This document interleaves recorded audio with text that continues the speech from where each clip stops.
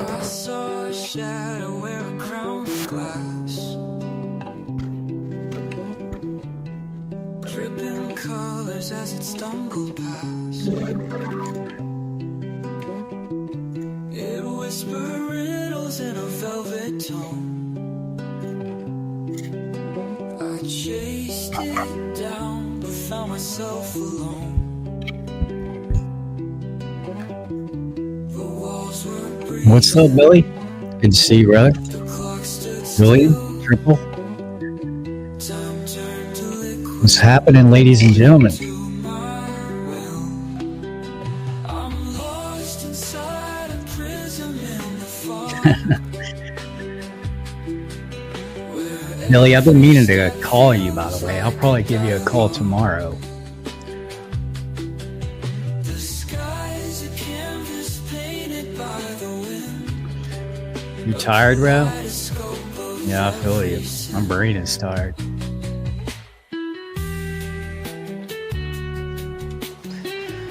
Welcome, welcome. Join us. What's up, Brad?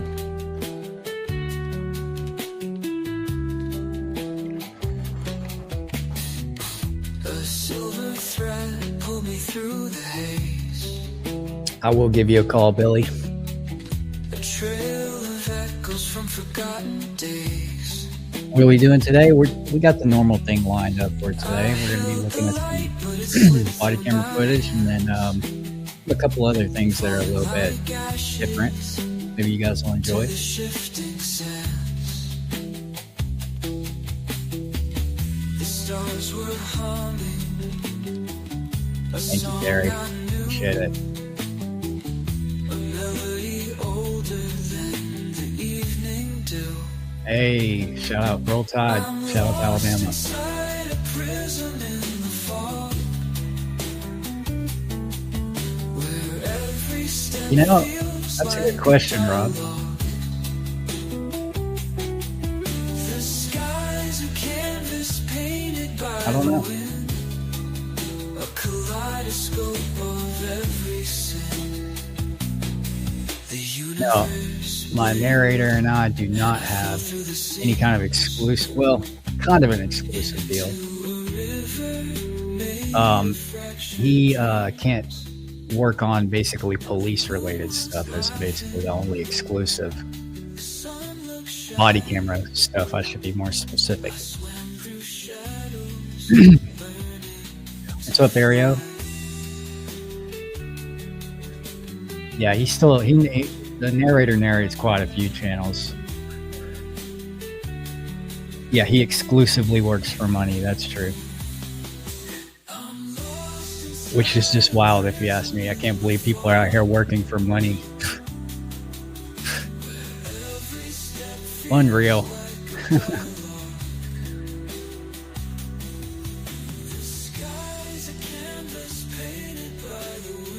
Langoliers.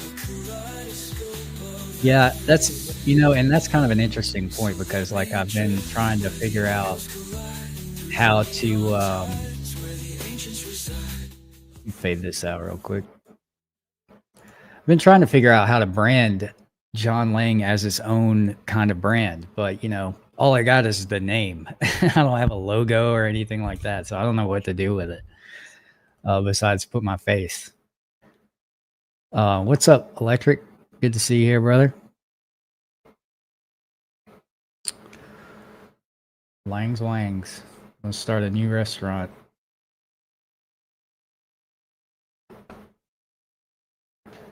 You remember ATA before the narrator? Wow. Got a good memory. I barely remember that. Well, hey, I'm glad you do. Let me know if I'm sounding too loud. I'm still struggling with the audio with this, with StreamYard.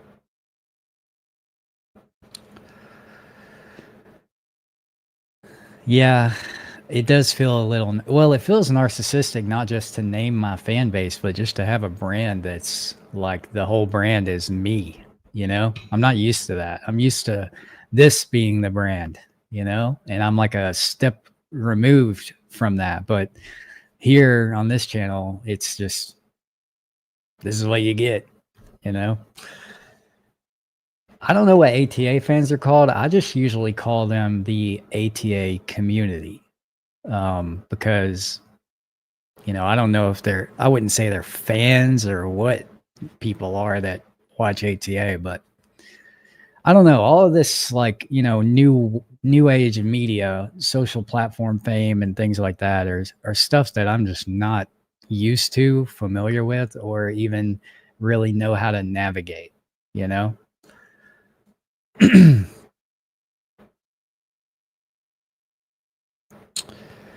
Rob, don't do that.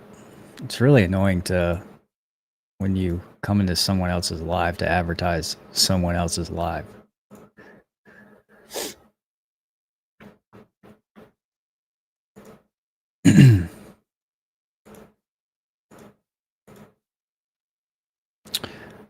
What's up, Catherine? Ladies and gentlemen. Got something pretty good lined up for us today. And I guess we can just go ahead and get right into it, because the first couple of videos are pretty short. I got two videos.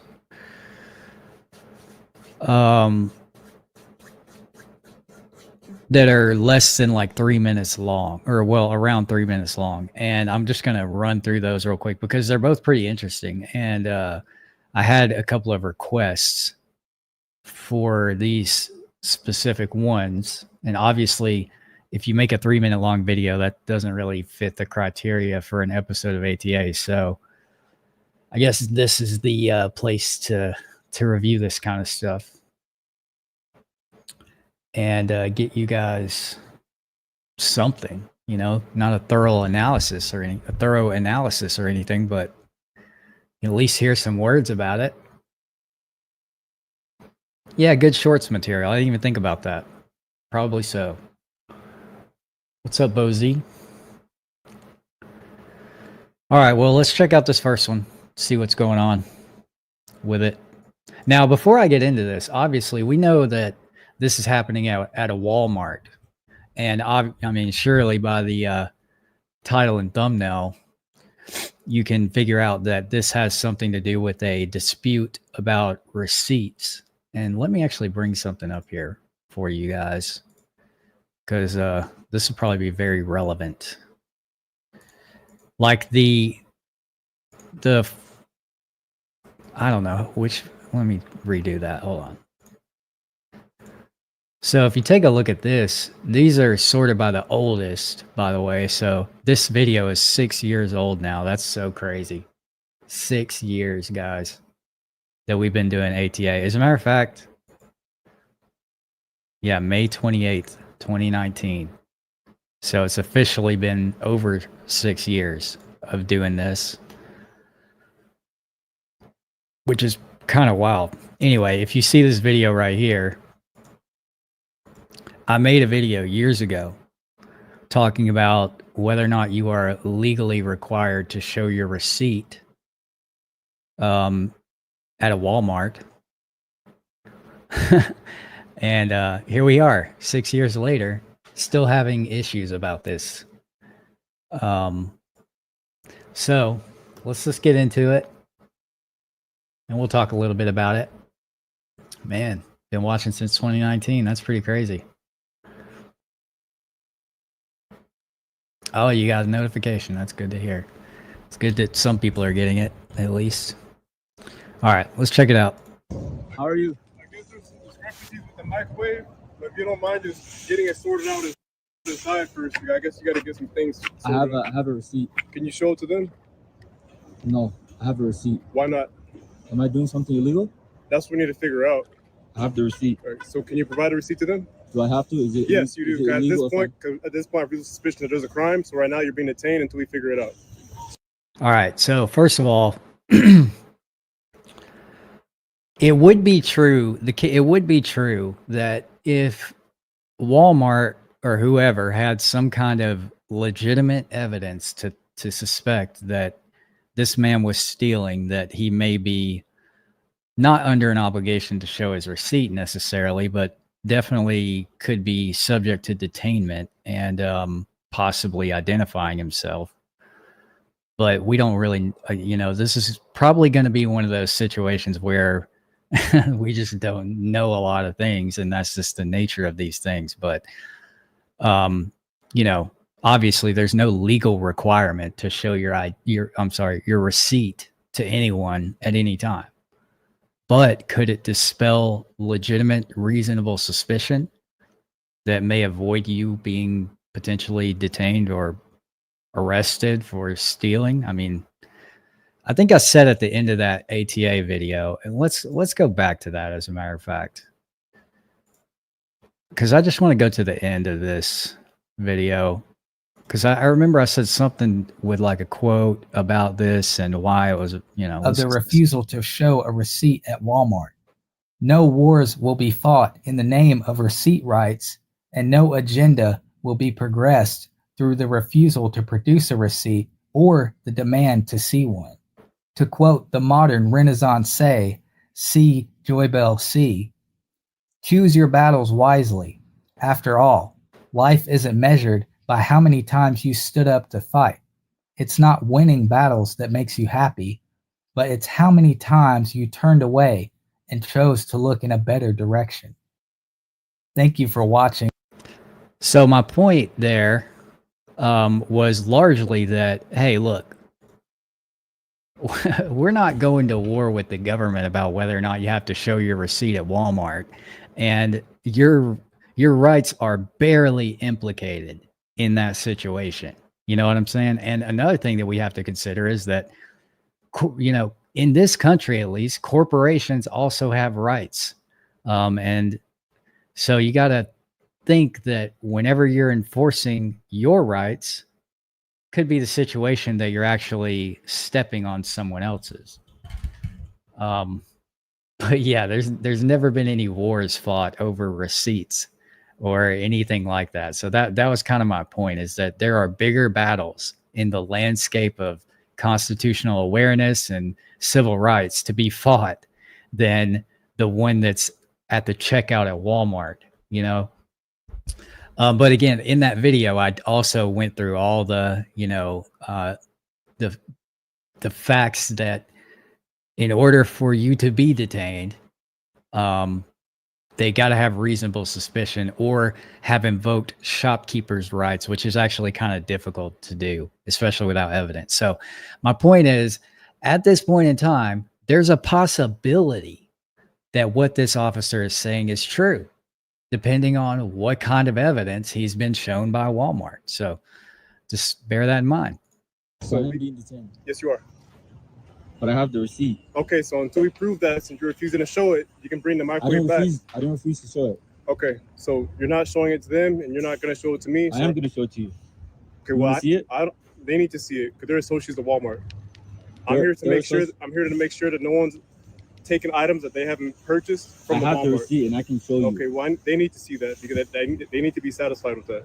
All right, I don't like the way that he's doing this. This officer is essentially saying, you're trying to at least imply that you are under a legal obligation to show your receipt to Walmart, which is not the case. And I think that if he could have just shown his receipt and be like, here's where I purchased a microwave to the cop, he's essentially dispelled the suspicion at that point. If that is truly why this cop is contacting him, you got to bear in mind that police officers can lie to you at any time. So, again, just a bunch of stuff we don't know. Electric says, that is basically saying that Walmart can detain me for an undisclosed amount of time. Yeah, basically, that's the implication he's making here. So if you can take the microwave back, and if I don't, it's illegal, right? Correct. As of now, you're. And I am being detained. Yes, you are. All right. Yeah. Sounds good. So I'll show you guys. You want to take the microwave and stuff back? Yeah, I'll do it. And I am being detained. Yes, you are. All right. Sounds good. All right. I like how he clarified that. I like that he clarified that and said, he made him tell him that he was detained, and then he began obeying his orders. That's Good practice. He's now established a Fourth Amendment claim if this officer hasn't reached reasonable suspicion or something to that effect. Get it sorted out. What was your name again? Officer Scarborough. And what is your badge number? 1125. All right, thank you. You need a card? Huh? Yes, Would you like a please. card? Yes, please. Sounds good. I appreciate it. No problem. Thank you.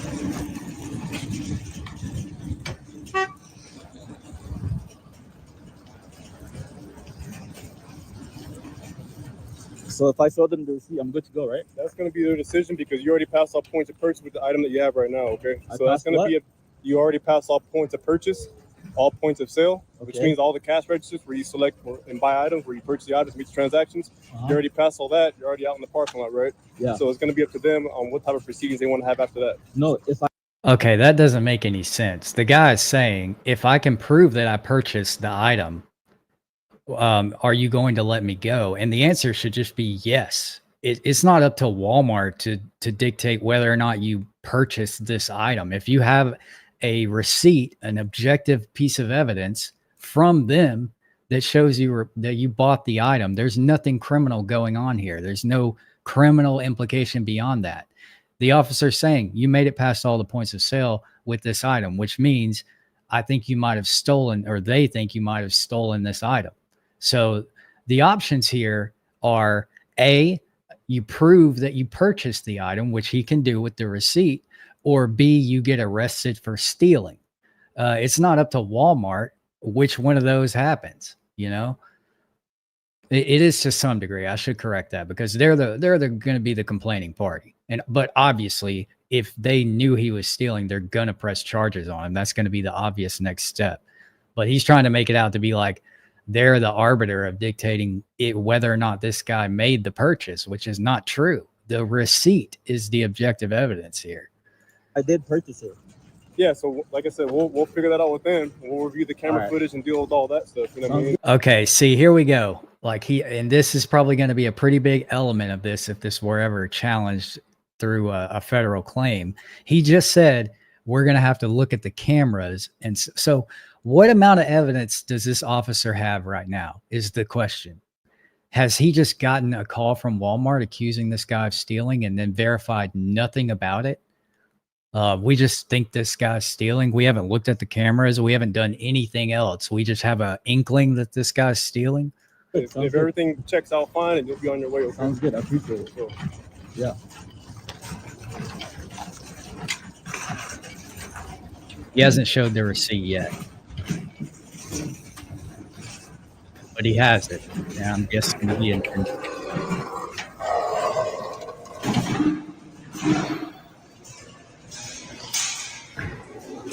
Who do I need to show the receipt?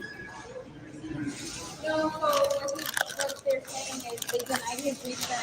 And so, yeah, this is the one with microwave, man. This is the one I put a sticker on yours. No. Yeah, I know you purchased it, but they denied your return. So you went and got a whole other one off the shelf, even though they denied you. I purchased it. Not this one, man. I put a sticker on it. This is right here. Yeah, but they denied you the return because you didn't have the original box. That's what I'm I saying. know, Yes. but it's mine. Yes, that one is yours. This one is not. This one I purchased it. Right now? Yes. Oh, then what's that? Jake, come here. Well, now you don't want to be on camera, huh? So I think what's going on here is he attempted to return a microwave, right? He didn't have the box for it. So they denied the return and he went into the store and bought a new microwave because they wouldn't take his old one. And they thought he just took it off the shelf, I guess. Like, how do these mistakes happen? That's what I don't get about loss prevention is how does this happen? If your whole job is to monitor people and make sure they're not stealing, how did you miss the whole part where he went through the checkout line and paid for the item? I don't that's just such negligence. I don't understand. He's recording me. So I need this. What was your name again? Jake. Nice to meet So you. he purchased. Yes, I purchased this one. This is the one you put the sticker on. Okay. What was your name? I don't have to give you that, sir. Okay. Well, you're gonna go online. Well, it looks like she's wearing a necklace that has her name on it, probably somewhere. Can I get my receipt back? Thank you very much. What's your name? Hey, can you stop? When we Have count a good one. Have a good Oh one. yeah, I love how offended they are about being recorded after falsely accusing this man of stealing when he clearly did not. That's insane to me. This is like, and you know, it's beyond the negligence aspect of it, because imagine the liability that they just took on to Walmart right there. This man was likely unlawfully detained because of Walmart employees. I think that he should definitely file a federal case against them. Yeah, and that's a good point. As if Walmart isn't also recording everyone in the store right now. They're on camera right now. It's just this guy's holding a camera too. And he's the one being accused of allegedly committing a crime purely due to their negligence. So I don't know. That looks like a pretty hefty lawsuit in the making right there. Maybe that's just me. Yeah, and that is the reason why he's recording. Like he's got to have something on his side here. I mean, they're obviously trying to paint a narrative about him that's not true. So why wouldn't you record in that situation? I'll be very surprised if that guy doesn't file a lawsuit, especially against Walmart in particular, involving the cops, doing all that without just taking a second to look at the security camera footage that they already had. Makes zero sense. I'm not sure when that was. That's a good question. No, it was just posted 5 days ago, so I don't think it was in 2019. All right, we got another short one here. Let's see. This is from, I think Aereo sent me this. So if you're here, Aereo, we're going to check this out. Excuse me. This is a pretty interesting interaction. Again, that was the end of that one. Sorry. I forgot to mention that. That recording stopped right when I stopped the video. There was like 1 second left. So yeah, that was the end of it. I'm assuming that guy left and everything was fine. But yeah, this one right here is pretty wild. So let's just get into this.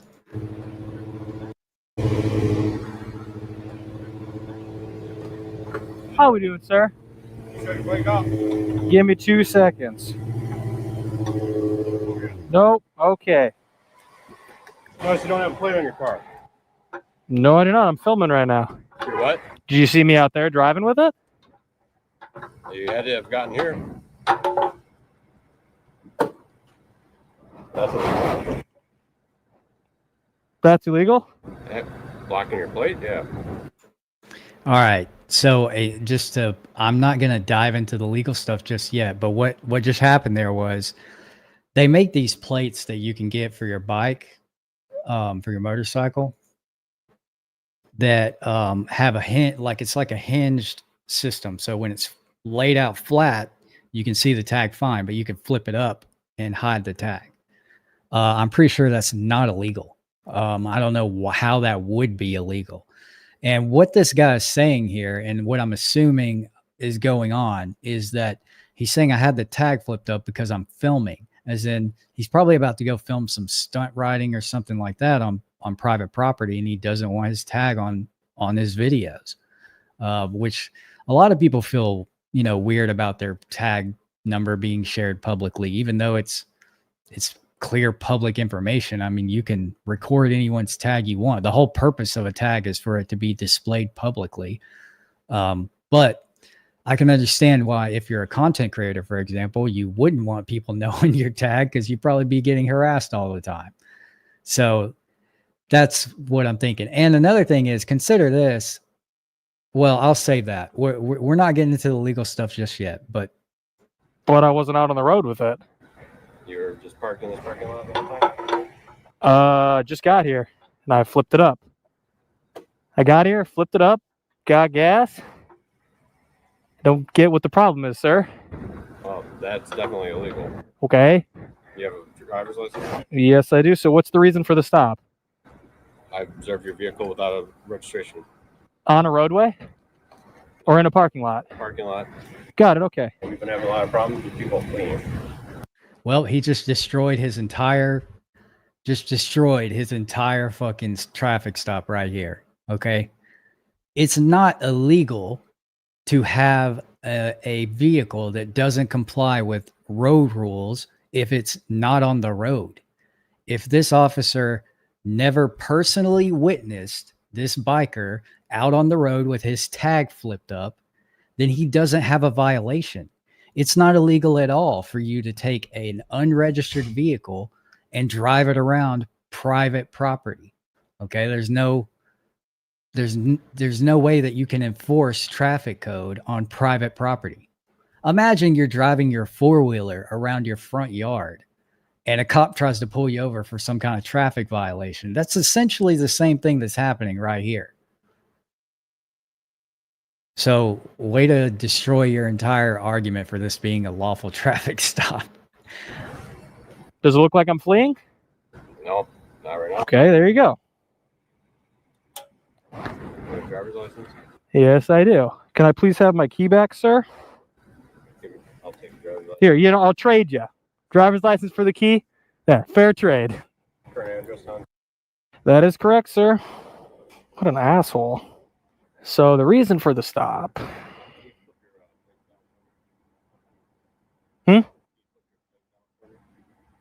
That's why. Do you guys see you're going to verify my ID? My name is.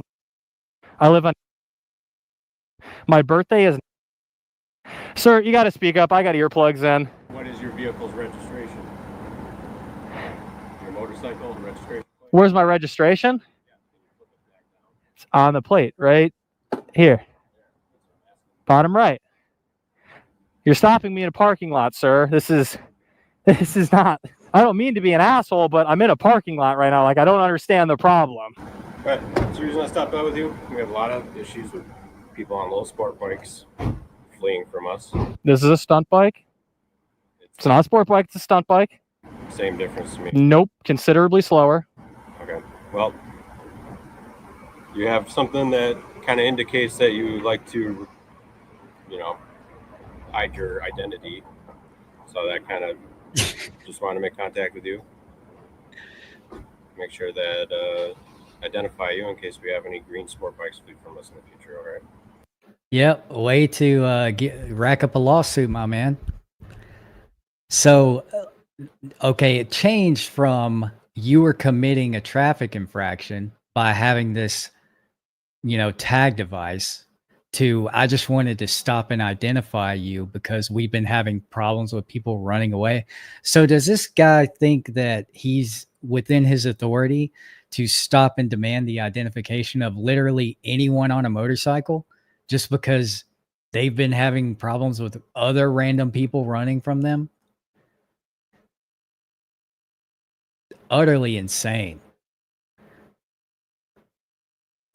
So I guess that getting a motorcycle is just a license for cops to pull you over.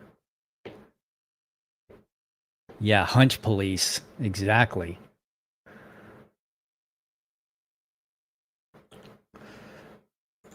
Show me audits is saying, what I was saying is that in some states, including mine, they can't enforce some laws in public parking lots and private garages.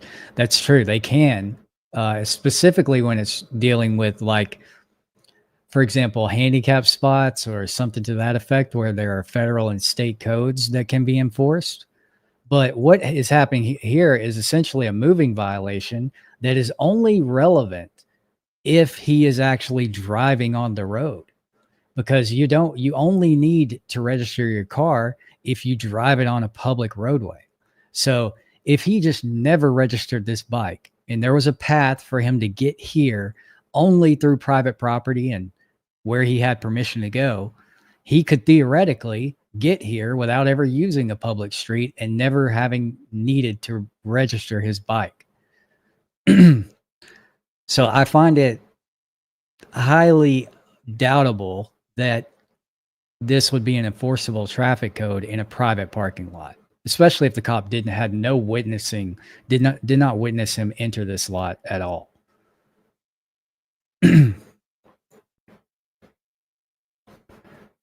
ADA is not traffic code, but there are federal codes that enforce ADA restrictions. So, for example, in a handicapped parking spot, you can receive a ticket for parking in a handicapped parking lot, not through ADA, but through statutes developed around ADA.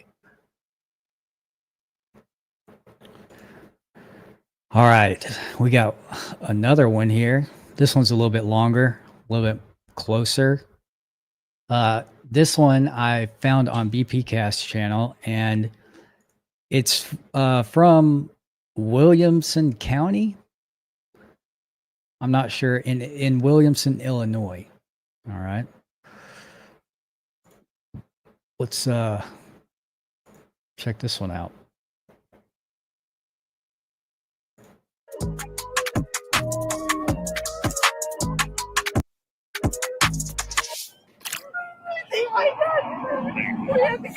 You're about to see multiple perspectives from an incident that occurred in Williamson County regarding a welfare check turned bad. Viewer discretion is advised, as some of the language and content may be considered offensive or triggering.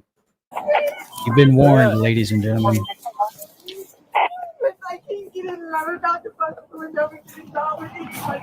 Who is she to you? Okay. Do you know what's going on? I know she's kind of distraught right now. Your dad? Okay, does he have any firearms in here? You don't know.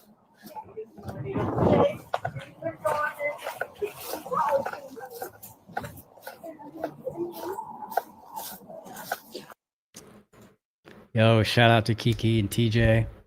Hope your cats are doing well. Thank you for the $2. And I also wanted to say thanks for your donation on the last stream. I know I didn't get around to mentioning it because I had Justin from the Random Patriot on, but I appreciate you donating. That means a lot. Thank you, Kiki.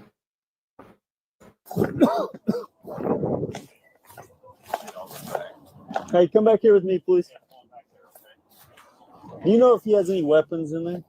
Just come over here. Let them. Yeah. No, this is just his tool shop. Okay. He doesn't have any. If you would come over here with me, please. No.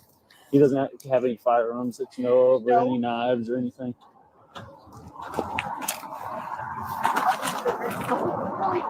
Hey, if you would just come over here, let them do their thing. You're sure he's here? Yeah, 4614 How long you been trying to call him? My mom, for the past 2 hours, we decided he would meet with somebody, but we've called all of his workers. Okay. He has 3 houses open right here. None of them are working. None of his workers have seen him, heard from him, and is his vehicle here? right up here. Okay. Yes. No, I searched through all of his keys. None of them will work, and he's not with anybody. The only person that he would be with, that he ever leaves his truck here. What?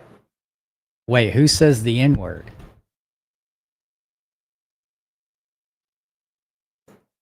Jeremy? Are you familiar with this video? We don't know it.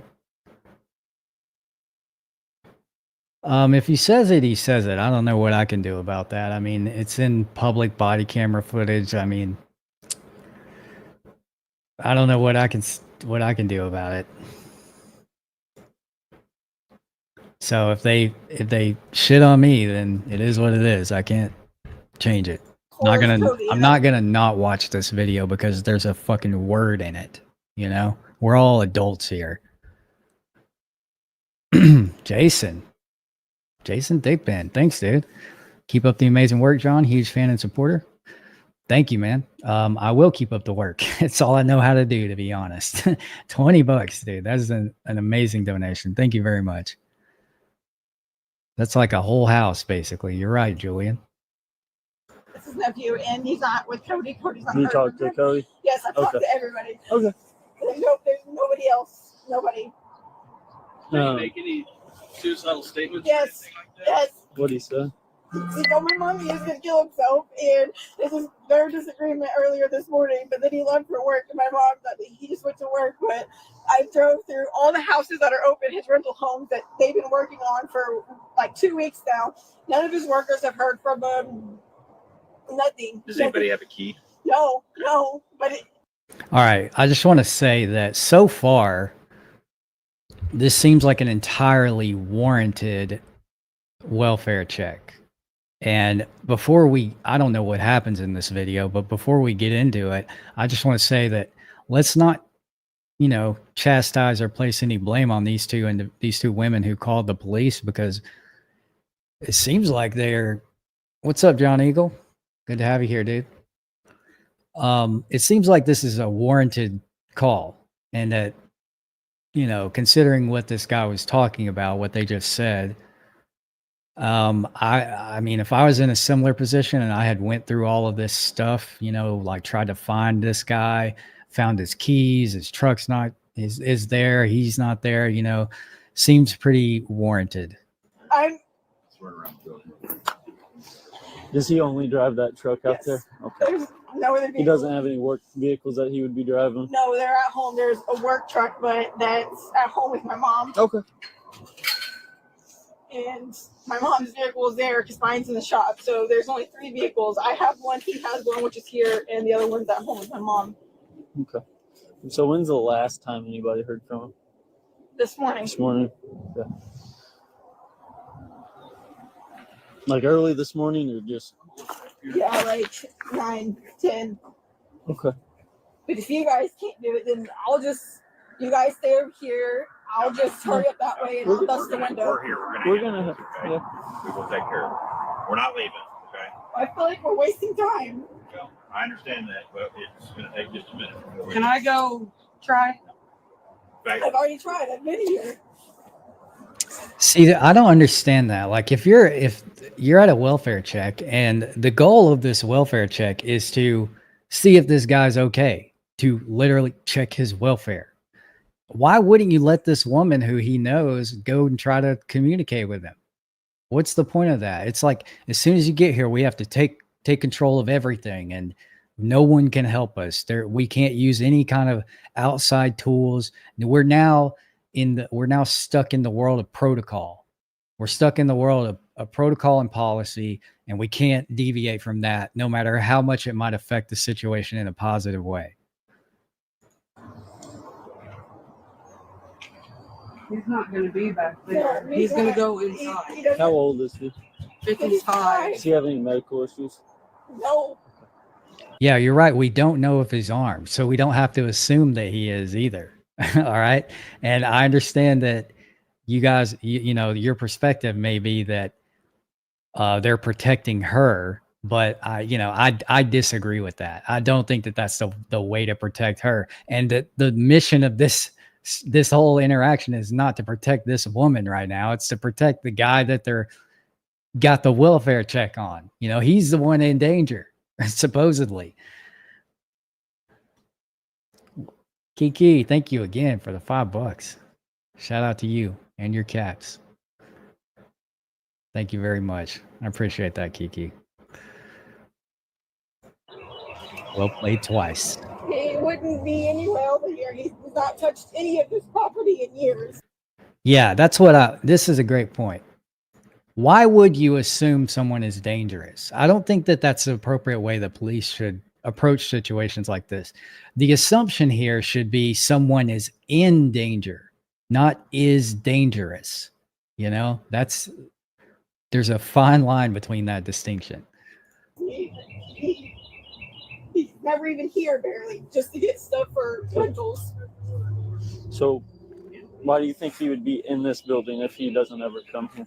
His truck's parked His outside. truck's parked out here. He comes here to get tools and material for the rentals, but he doesn't stay here. It's just getting the stuff and leaving. Yeah. Are your mom and dad still together? Yeah. Still married? Yeah, they live together. They're still together, and they got to a fight this morning, and he left. She owned this with His phone's going straight to voicemail So now. so it'd be Yes, marital it's been on. property? Yes. What's your mom? When I went earlier, it rang. What's her number?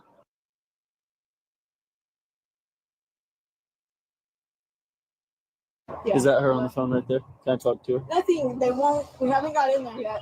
Can I talk to her real quick? Hello. What's going on? Hey, do you own what's your dad's name? Robert. Do you own this property here just north of Red Zone Bar with Robert? Okay. Are you? We can't get inside. The door's locked. With your permission, I want to make sure. Okay. I just wanted to make sure that was okay with you. Okay. So, all right, here, I'm going to give you back to your daughter. All right. Well, I got to say, so far, they're handling this exactly how you should do it. And granted, you're right, Brad. It is, this welfare check is taking a long time, but would we want the opposite to happen, where they don't take the time to make sure that what they're doing is lawful and they just bust into this guy's shop and he's wearing headphones while he's working on his car and doesn't know what's going on, you know?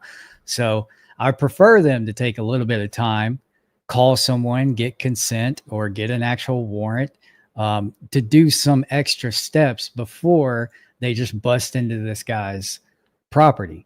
And calling his wife and getting that permission is exactly what they should have done. So far, I don't have a lot of complaints about how they're handling this. I mean, I have some discretionary differences in my interpretation, but, you know, discretion is subjective at the end of the day. Objectively speaking, I don't think that they're doing anything wrong, and they're probably about to go in here under a lawful basis. All right. She said she owns this with him, and she wants us to. Yeah. Hey, they're gonna go inside there and check it out. If you would just come back around here with me while they do that.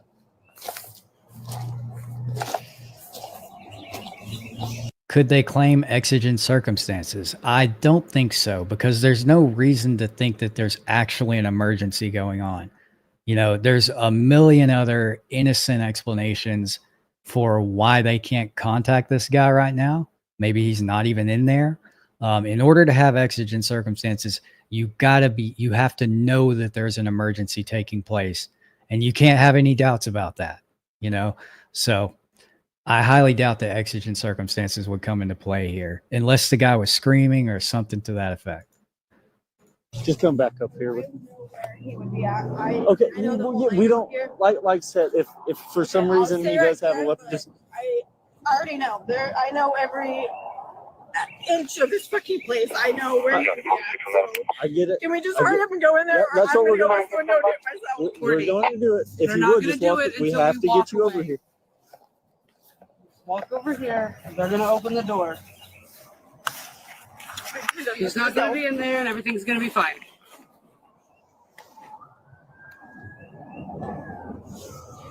It's not a home, it's a shop, which doesn't really make a difference to private property.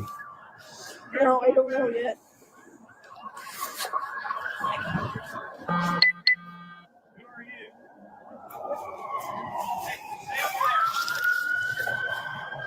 It looks like they contacted the guy. Stay down here. 10-4. Other county units. Stay here. Stay here. Stay here. Stay here. Stay here. Stay here. Stay here. Stay back here. No, I'm not. Stay, Listen, you are staying back here. He needs Stay to back talk to here. us. Oh, Just stay back here. Listen. Stay back Listen. here. Stay I'm back. telling you guys. Stay back. Stay Telling back. them to let me talk Stay to back. you. Dad. Stay back. Dad. Stay back. Listen. Stay back. Stay back. Stay back. Just stop and listen to Stay this. back. What the fuck? Detain him. Get back. Get the fuck back. Get back. Get back. I'm recording this. Get This is back. no. Don't Get touch back. my fucking Get hand. back.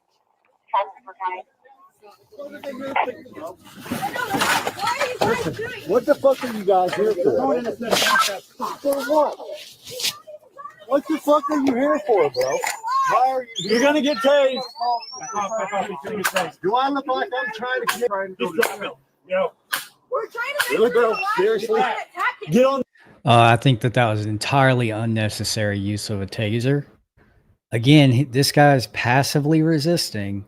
We don't have to tase everyone who just doesn't immediately physically comply.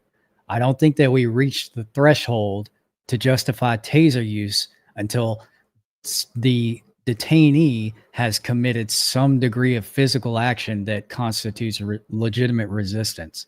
This guy's just standing there. He's literally just standing there, and they want to tase him. It's way over the top. The ground. What the fuck is wrong with you guys? Apparently, he's just electric proof. I guess tasers don't phase this guy. What the fuck are they even here? Get on the ground. Get on the ground. Look, okay, let's think about this situation now. They now know that this guy's fine, right? And everything is okay. That should be the extent of their involvement here. Now they're clearing everybody out. They're grabbing his daughters. They're pulling him out of his own property. What is the justification for all of that is what I wonder. What criminal behavior did they witness to warrant doing anything beyond breaching the door and making sure that he's okay? Now, get on the ground. Get on the ground now. Get on the ground. I just want to point out that his daughter is probably going to jail. I don't know if you guys saw this right here. This little scuffle take place. Get on the ground. Get on the ground now. Get on the ground. Get on the ground now. He just punched that cop. Get on the ground. I have a fucking car. Roll him. On your stomach now. Now. Why are they arresting him? This is what I don't understand. Why are they arresting him? Even if and I'm assuming what happened was they busted in that door, they issued him some commands, and he didn't listen to them. And this is how it all snowballed. But I'm pretty sure he wouldn't have been under any legal obligation to listen to them. He didn't call them. He didn't give them permission to come into his property. Granted, someone else with the authority did, but he hasn't committed any crimes at all. My torn tendon into my shoulder. Get your hands off of my sister! What the hell is going on? What the fuck? I don't know what's going on. I was in there sleeping. Who is fucking killing himself? I don't even know what the fuck you guys are talking about. You're good. Hey, cops. Yes, you're good. Just kicked in my door while I was sleeping. Wouldn't tell me why you were here. And Logan, why didn't you tell me why they're here, bro? I don't even know. I was sleeping. I just fucking heard my door get kicked in, and nobody wants to tell me why the fuck I'm here. Dad, but get down. Here. Okay, well look what the fuck you just did. I didn't do it. Somebody better. Here's what I want to say about this from just a practical perspective. All right. If you're ever in a situation similar to this, and you think that somebody might be in danger inside of a building that you can't immediately access behind a locked door, why don't you just kick the fucking door in yourself or something like that? Because when you call the cops, what do you think they're going to do? They're going to kick the damn door in. They're going to get in there somehow. That's the whole reason you called them. This whole thing could have been avoided if they had maybe called a family friend or somebody else that just could have done this exact same thing without having to arrest everyone and create a giant scene about it. It seems like the biggest variable here for violence was the police officers. There's no denying that. If we had some other random person come in and kick the fucking door in, this probably would have been a lot more chill. Just saying. I don't know if police are the answer to welfare checks. Period. Get him. Listen, bitch. All you motherfuckers, I don't know if you know who the fuck I am, Mr. Diedrich, but I don't give a fuck how much money you got. I promise you, I will count on anything you say. I don't care. You did. I told you to step back. You did. You can suck my dick, bitch. You just kicked in my door. Very good. I know it's very good. You motherfuckers better have a legal reason. I'll tell you that, because I'm going to have Johnny Cochran on you motherfuckers. You got that? with your little bitty ass taser. You going to jail, fucking bitch. That's fine. County, this is your, I give a fuck about you, Hey, homeboy. stay with me. I told you guys to help me. Not at this time. They've not advised soon as secure. Continue to happen, please.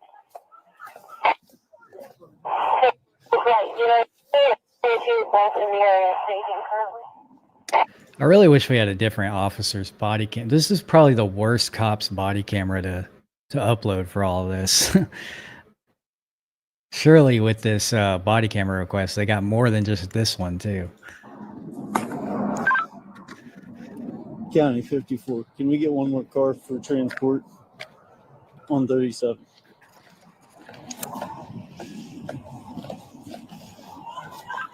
County.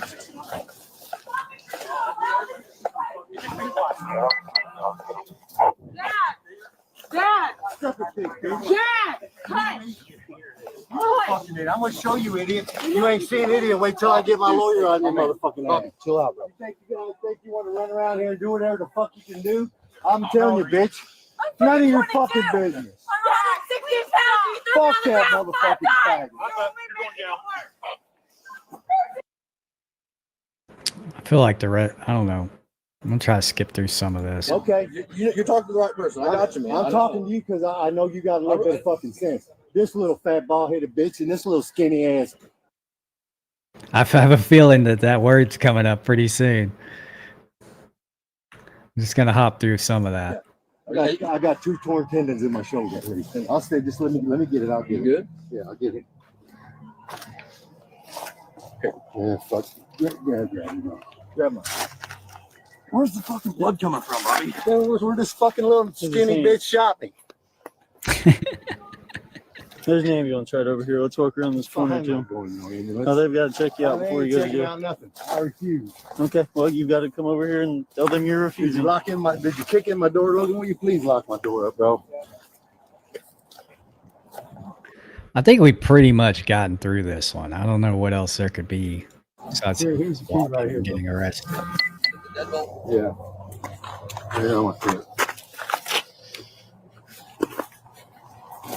The one with the blue shit. Yeah. So, okay. Sorry, what are you saying, Electric? Sorry, I'm repeating this, but I think it's important. I've seen a few departments with dedicated crisis teams that handle these situations effectively. All departments should have one. Yeah, I mean, I would like that. But the thing is like in the real world, I don't know how many departments can actually afford that who really need it. Because obviously, this kind of shit happens the most often in rural departments, right? It's usually departments that have like 5 to 8 officers that are barely able to even pay those officers, much less dedicate some kind of specific team to a specific task. And a lot of those departments actually don't have tanks and, very well developed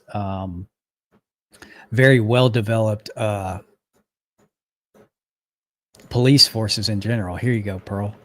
Here's a link to the full video if you guys want to watch it. But I would agree that if you have a department that can afford to take in, military equipment and purchase, a bunch of state-of-the-art, cutting-edge shit, you have no excuse to not have some kind of dedicated police task force for handling mental health crises, for sure. Hold My Beer. That's an awesome YouTube name. I can't believe you got that name. That's sweet. You're the man. I hope they quit crapping on ATA. I would love that. Oh, but to be honest, I'd like to show you guys something interesting that I noticed the other day. And maybe this is nothing, but I'm kind of worried a little bit for the civil rights lawyer. Because let me show you guys this.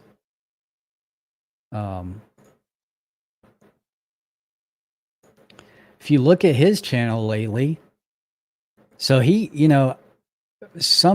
got the keys to the ATA audience at some point. He was pulling in an average of sorry, let me hide this comment real quick. An average of 1.5 million views a little over 1 million views at least on average. But ever since he took that break and came back, it's literally been cut in half pretty much. So I think he might have been hit with the same plague that I have been hit with. And it's I don't know. I was never able to recover from it. So I don't know if he'll be able to or what. You know, his channel's totally different than mine and stuff, but I'm concerned that they might have done him the same way they're doing me now. But yeah, you can see 1.3 million, 1.1 million, 1.5 million. That one had 530 something thousand, but still that's like my good video now is like 500, 600K. Whereas my viewership used to look exactly like this, where it would be, you know, 1 million, 1.6 million, something like that. And now, I mean, look, I mean, this video right here 2 days ago only got not even 300,000 views from John Bryan. That's crazy.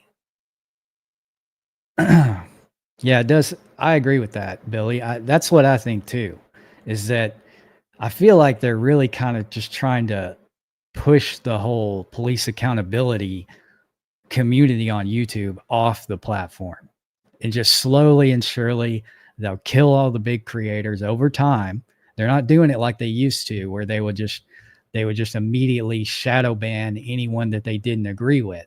Now they've taken this approach to where they're like, hey, you know, this is kind of like a long-term investment. If we just slowly take away their algorithmic exposure over time, people will just forget about them, you know? Hey, that's probably going to be my fate at some point in the future. There'll probably be a time where people just forget all about ATA after it gets fully pushed off the algorithm and no one gives a shit, you know? So I hope that that's not happening to John Bryan. And I really wish that YouTube would just would just play fair and let the content reach who it's going to reach. What's up? I'm not even going to try to read that name. Lagigi Y420. Keep up the great work. Thank you, brother, for the $20. I think, man, this is a crazy donation day. 2 $20 donations. That's pretty insane. Thank you. Probably going to be relying on those donations at some point for income, because YouTube is just fucking me over. And to be honest, it's not exclusive to YouTube. Facebook is doing the exact same thing. And as a matter of fact, they're laggy 420. That's it. You're right. Thank you.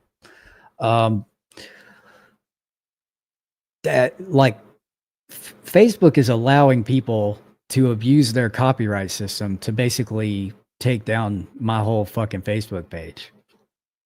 And it's ridiculous because it's videos that I own contractual exclusive licensing rights to, that I have commercial ownership of, essentially, but they're allowing other people. I'm probably going to end up suing Facebook at some point if this doesn't change. Because they're just blatantly allowing their system to be abused. Anyway, that's a topic for another day, when it gets to a serious point. Yeah, copyright is not for the little guys. You're right about that. That's exactly how they treat it. So I have something a little bit different here to look at, and it's actually going to be pretty meta, because we're going to be looking at a reaction of an episode of ATA. And I just want to preface this by saying that the creator that we're going to be looking at and discussing today in this next video, I am not a hater of this individual. We've had some discussions on the live stream before about this guy. And as of late, he's actually had some pretty serious allegations raised against him of some various things. I'm not even sure. I don't follow the whole streamer drama. So I don't know what exactly that. I know it has something to do with underage girls. I'll just put it to you that way. I don't know how true the allegations are or anything like that.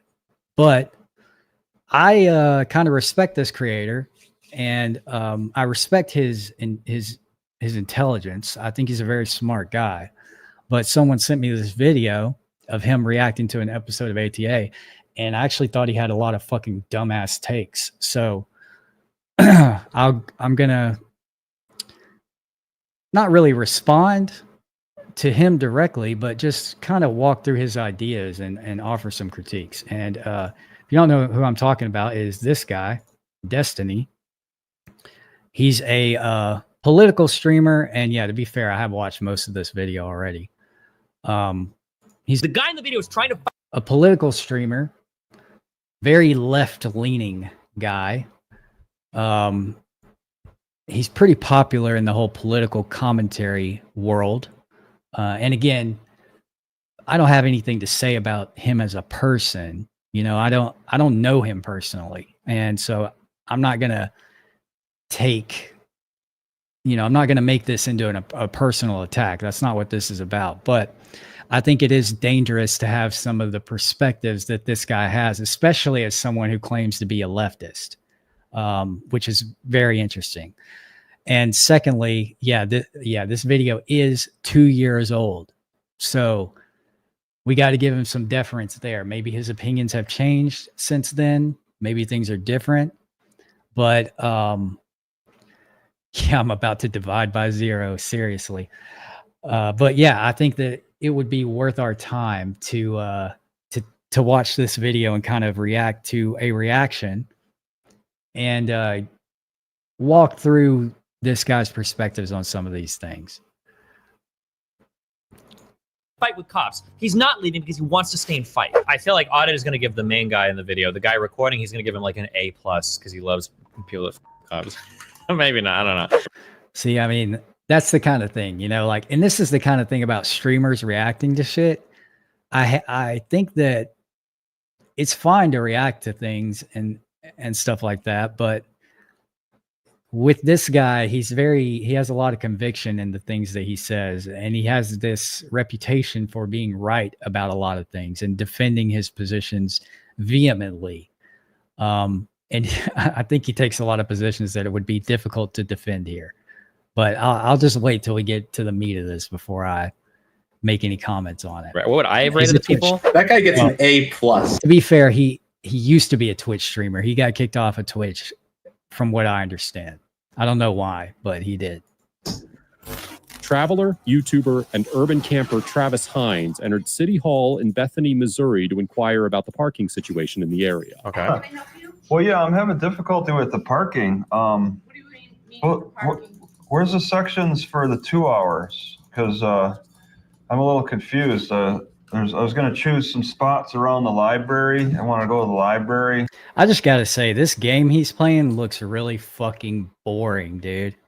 I don't know what game this is, but it looks really fucking boring. I really hate video games where you're just running through someplace, clicking the whole time. You know, you're just picking up stuff. You're fighting fake fucking NPCs. This really boring video game. I know that has nothing to do with anything going on, but it's just painful to watch this boring ass bullshit. But there's these 2 hour parking spots. And does anybody ever have problems with parking around here? No. Oh, okay. Well, I feel very unique in that matter because I'm really confused. Can you direct me to the person I need to talk to about the parking situation? Well, if you have a problem with the parking situation. Yeah, because I don't know. Because I'm parked right in front of City Hall. I can tell. Did he say, I don't know? Is that a problem with the 2 hour parking in front of City Hall?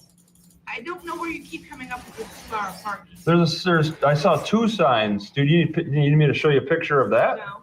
Like that. Darren, how can me and Sean both be live? Yeah, sorry. I thank you for the $2, brother. I usually don't stream on Wednesdays, so this is like a different thing than normal. So I apologize for that, for having to divide your attention. Pranking me right now, or are you really done? You're not really. Mr. Hines voiced his concerns about 2 hour parking signs near the library. And after several minutes of discussion, a City Hall employee called the Harrison County Sheriff's Office to assist with the situation. I mean, the parking's a lot better up north in those cities that I've been to. He does sound like a troll, to be fair. Or you guys are just here for me? Yeah, we're here for you. Okay, all right. I'm not Do you want to direct? if he's breaking me, if he's pulling my legs, or if there's something wrong. He's very concerned about the parking. And we're gonna we've got a GoPro on our tub, so we're obviously recording. Why don't you have a seat right here? Seat? Yeah. What's We're it? going to talk to them in the back and find out what's going on. All right. What is it? All right, yeah, because you didn't hear the conversation, so. No, we'll talk to you too, so.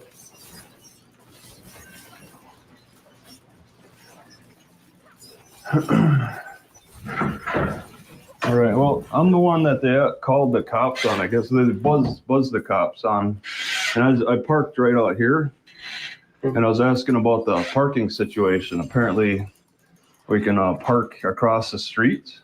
Because, I mean, you know about the 2-hour signs, right? The 2-hour limits. Are you blocking me from exiting? Purple flowing out of me. Okay, well, I guess you want to talk to it. Yeah, all right, fine. You want to talk to the... Have a seat for me. What's the problem? What's the crime? I'm just trying to figure out what's going on. Well, I've been sitting in my car for all morning. I just want to... Okay. I mean, I'll move over if you're afraid I'm going to escape. I mean, am I being detained?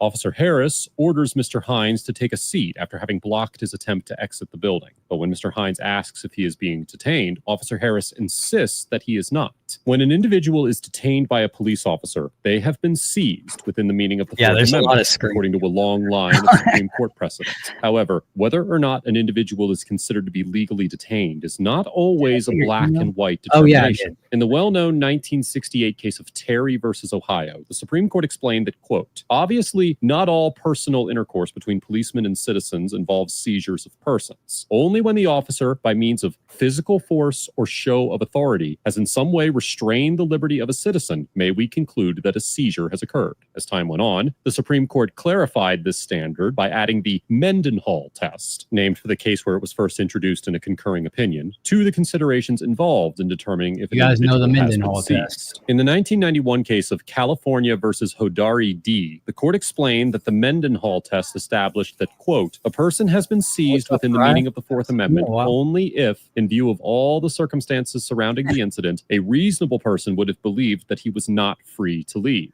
And, quote, that the test for existence of a show of authority is an objective one, not whether the citizen perceived that he was being ordered to restrict his movement, but whether the officer's words and actions would have conveyed that to a reasonable person. Here, although Officer Harris claims that Mr. Hines is not being detained, a court would likely find that his actions would have conveyed to a reasonable person that they were not free to leave. By physically blocking Mr. Hines from exiting the building and then ordering him to take a seat, Officer Harris communicated through a show of authority that Mr. Hines was being detained, and accordingly, is that true? That's true, Destiny.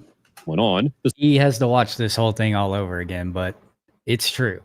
A show of authority is all an officer has to do in order to effectuate the detainment.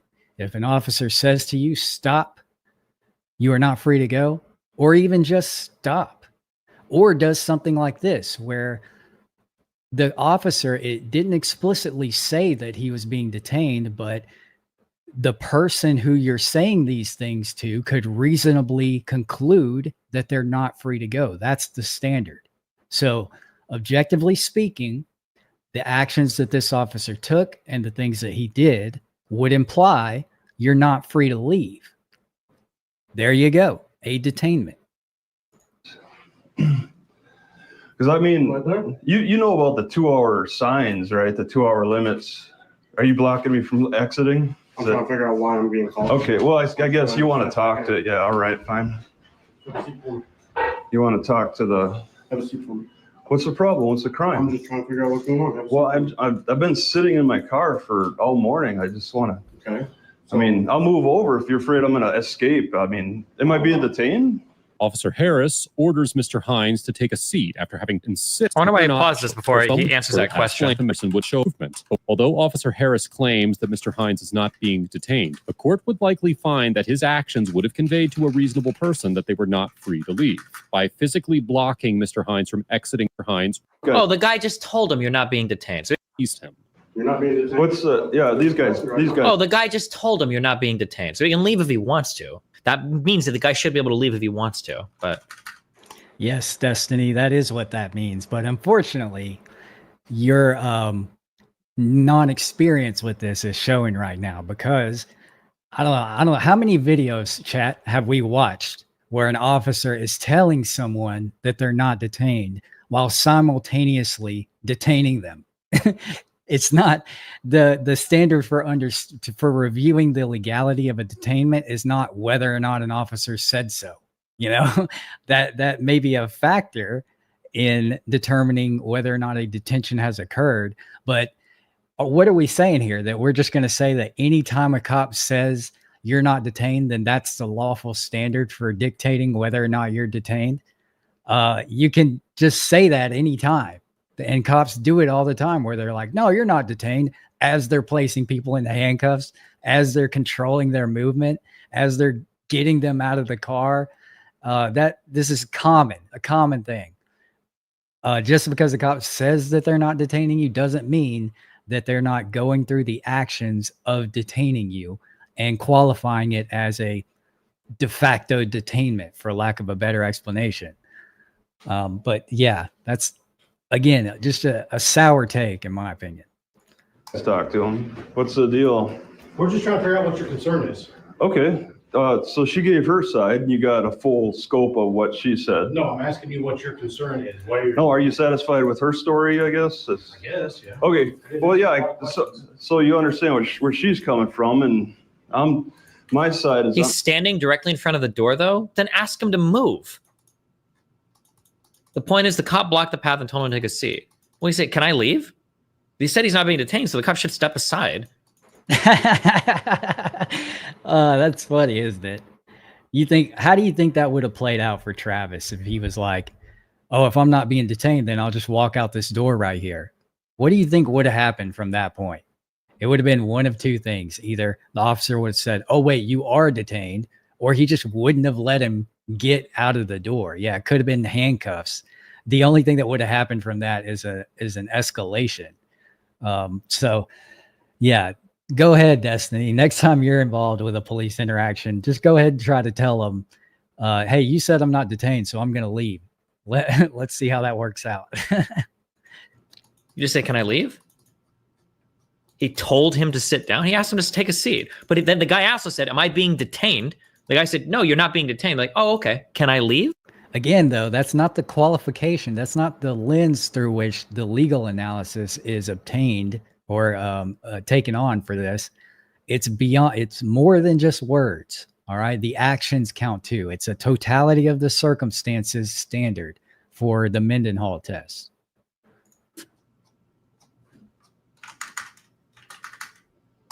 I'm interested in finding a good parking spot. Okay. There's 2 lots right here. If you're looking for on square. Yeah. And the reason why the guy, hold on, me, dude, it's so bad faith. But the most frustrating thing is you retards calling me bad faith. The guy in the video is looking for a fight. The guy filming is looking to fight with cops. That's what he wants to do. That's probably what the guy. I love how Destiny prefaces this bad faith argument that he's making. And this is disingenuous and bad faith because he doesn't know shit about Travis Hines.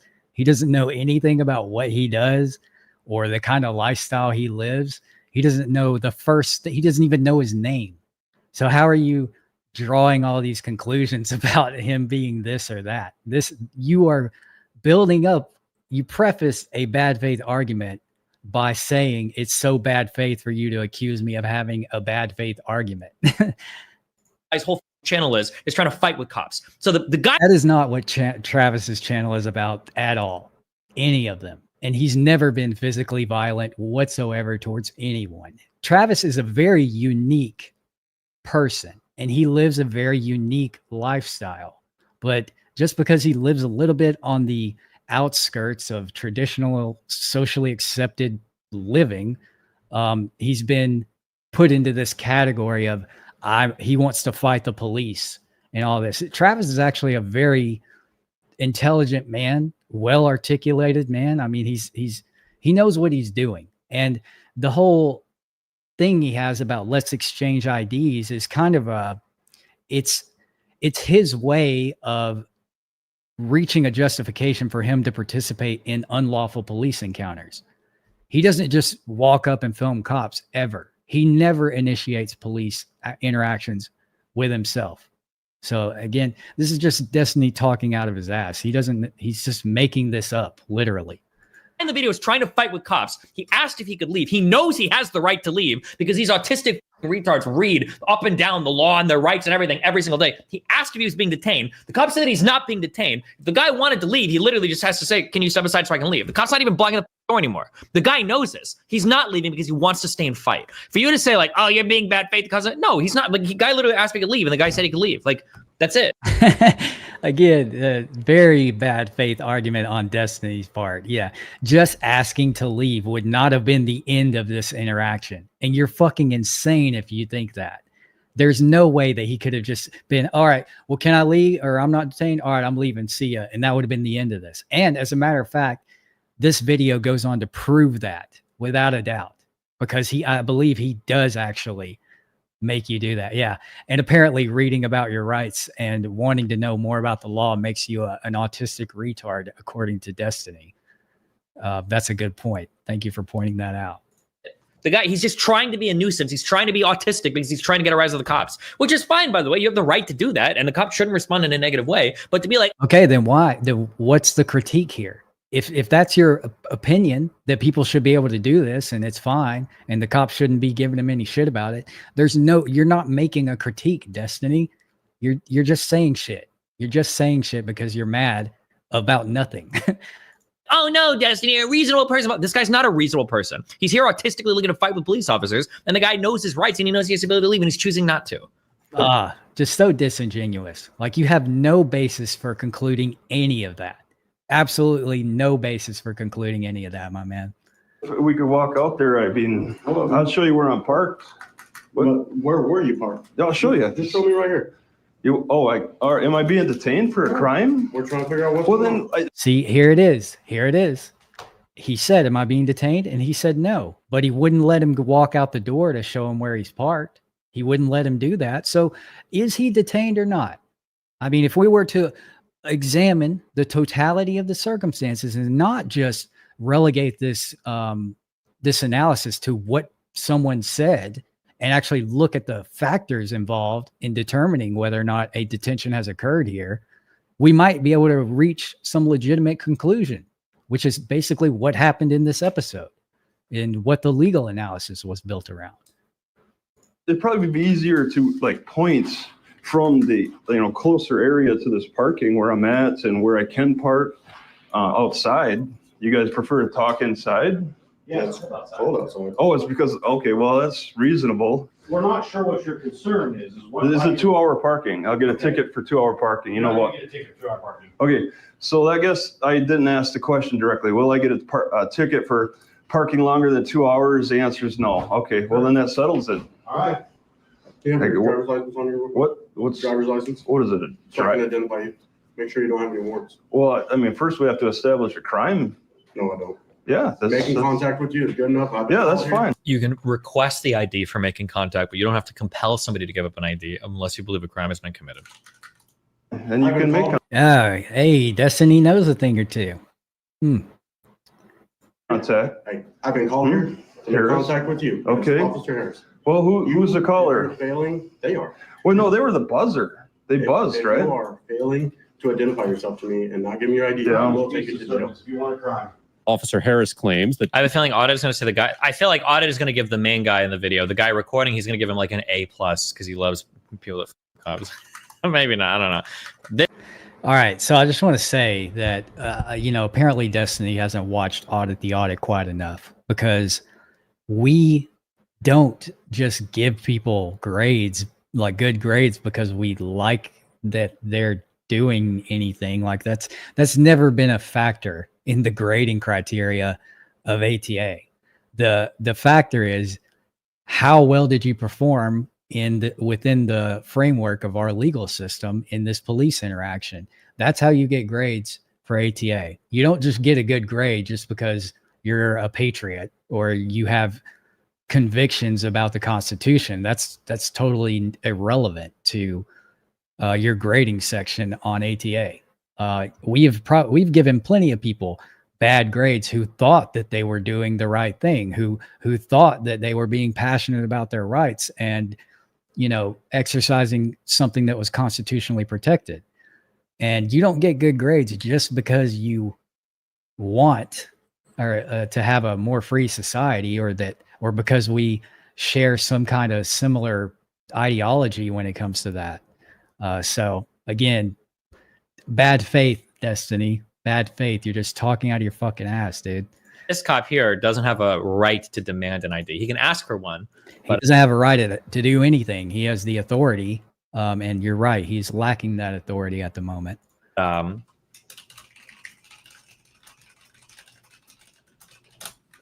He can ask for one, but he can't demand one. He can't compel the person to give it up. Being called to make contact with an individual grants him the authority to identify the person he was called to contact. As we have discussed many times on ATA, individuals can only be legally required to identify themselves to officers if there is a reasonable suspicion of criminal activity. Yeah. And the state has enacted a stop and identify statute that requires individuals to... Not only am I not an I love auditors guy, but most auditors don't like me. You know, I've had so many people in the auditing community just absolutely hate ATA because of, you know, the dumb bullshit that they do. So I'll put it to you this way. I've received just as much hate emails from the pro-police crowd as I have the anti-police crowd. I think that that's a testament to where ATA lands amongst those groups. Identify themselves in these situations. Therefore, citizens cannot be required to identify themselves simply because an officer makes contact with them, even in states that have passed stop and identify laws. And only some stop and identify laws authorize officers to arrest individuals for refusing to identify themselves. As the Supreme Court explained in the 2004 case of Hybel versus 6th Judicial District Court of Nevada, Humboldt County, quote, in some states, a suspect's refusal to identify himself is a misdemeanor offense or civil violation. In others, it is a factor to be considered in whether the suspect has violated loitering laws. In other states, a suspect may decline to identify himself without penalty. While Missouri has passed a stop and identify law, which is codified in section 84-710 of the Missouri Revised Statutes, it simply states that police officers, quote, have the power to stop any person abroad whenever there is reasonable ground to suspect that he is committing, has committed, or is about to commit a crime, and demand of him his name, address, business abroad, and whither he is going. It does not place a legal obligation on individuals to comply with an officer's demand for identification. So even if Officer Harris... God damn it, this video game is so boring. Holy shit. It's like it was almost made to just take up some degree of bandwidth in your mind. Like you're not actually doing anything. You're just fucking clicking. Such a boring ass game. And I'm sorry if you guys out there like Diablo or Path of Exile or games like this, but God, they're so fucking boring. Oh my God. Harris had a reasonable suspicion that Mr. Hines was involved in criminal activity. Are cops knowingly exercising this kind of thing, or is it a lack of education? I feel like one of the first things you learn as a cop is all the autistic rules around, cops, hold on. A cop will try to fuck you as much as you'll let him. That's what cops do. Cops don't, they shouldn't. Cops aren't generally in the business of breaking the law, but a lot of cops rely on you not knowing your rights. Like, hey. No, he's right about that. But I would, you know, have some qualms with the blanket statement that they're not necessarily in it to break the law. I mean, maybe not, but that seems to be the end result oftentimes. Hey, like, would you be comfortable if I just like took a look in your car? Like, can I just like take a look and see if anything's going on over here? Like, hey, do you mind, like, can I just check your ID so that we feel safe? Blah, blah. Like, cops will say things like this. And what they're trying to do is compel you to essentially waive your rights. This is why I've said this before. I had to talk with a friend a while ago about this, that it's really ridiculous to me that in the United States of America, we don't take like a civil or criminal procedures class in school to like learn like what does a basic trial look like what rights do you have during a stop. Like in the United States of America, very few people have any idea what their actual rights are when confronted by law enforcement. And law enforcement absolutely tries to take advantage of this fact when they stop you, because they'll make tons of requests that they technically don't have the authority to demand of you, but they rely on you being polite and you doing what you can to kind of like to give in to the requests that they make. Yeah, I couldn't have said it better myself. There we go. Yep, that is very true. I have no critiques of that statement. If you've done nothing, there is nothing to hide. Do not ever think that. Yeah, that is the worst. That is the worst idea. The problem that you run into is the state side. A police officer is really generally, in a very broad macro sense, is just trying to build a case, arguably speaking. Yeah. The problem is that if you are answering questions, you might be answering questions that are incriminating you for a crime that you didn't even know you were being investigated for. Exactly. And you could have avoided a whole bunch of mess by just shutting the fuck up and either lawyering up if you're actually being detained and then arrested for questioning, or just not by saying anything more than what you're legally compelled to. Which is nothing beyond what is your statutory obligations, which is generally just your ID. So bear that in mind as you're listening to this good message. Now, realistically, like, how do you act? Like, if a cop really wants to search my car and he's pulling me over some bullshit, I'll probably let him because I know I don't have shit. And because usually if you're not wait a minute, ICE cops, they won't write you tickets or whatever, right? Isn't that the exact opposite of what you just said?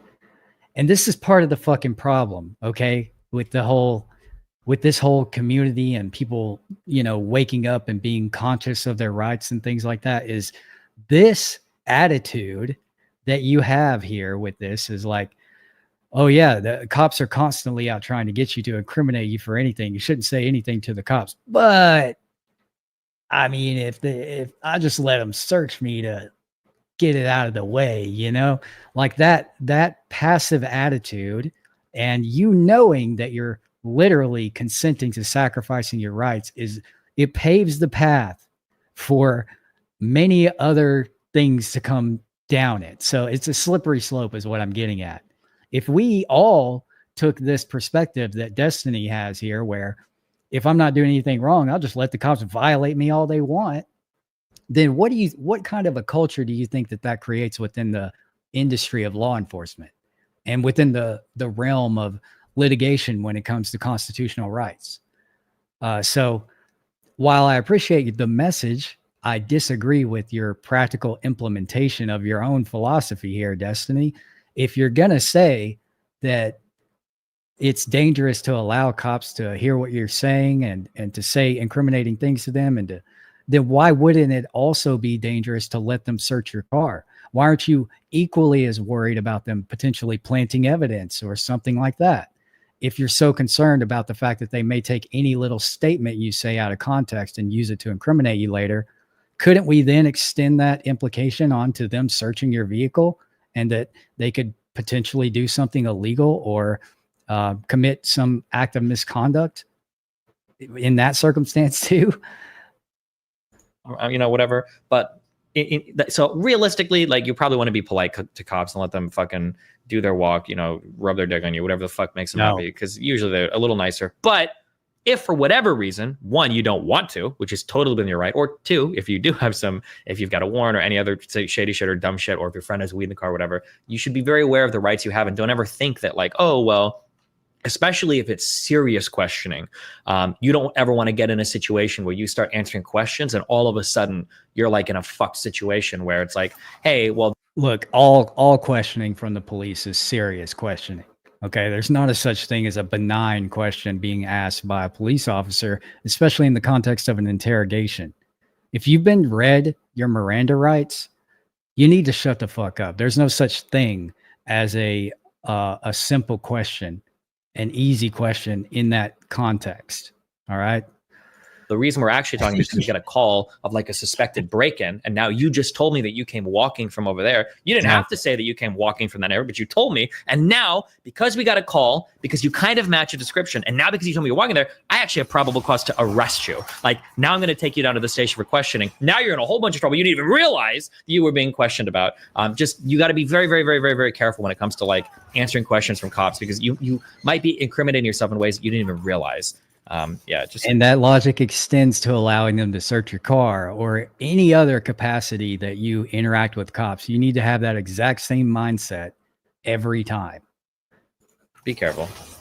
So always get a lawyer right off the bat. Not right off the bat, just, bro, I don't know your rights. Okay, that's what I'd say. Good luck. Be careful. Know your rights, but get criticized and called an autistic retard when you actually go exercise them, like what's happening here with Travis. Double standard. Yes, always ask for a lawyer whenever a cop wants to talk to you. There's no reason not to. That's not true. Nobody's going to say, I want to call my lawyer for my speeding ticket detainment.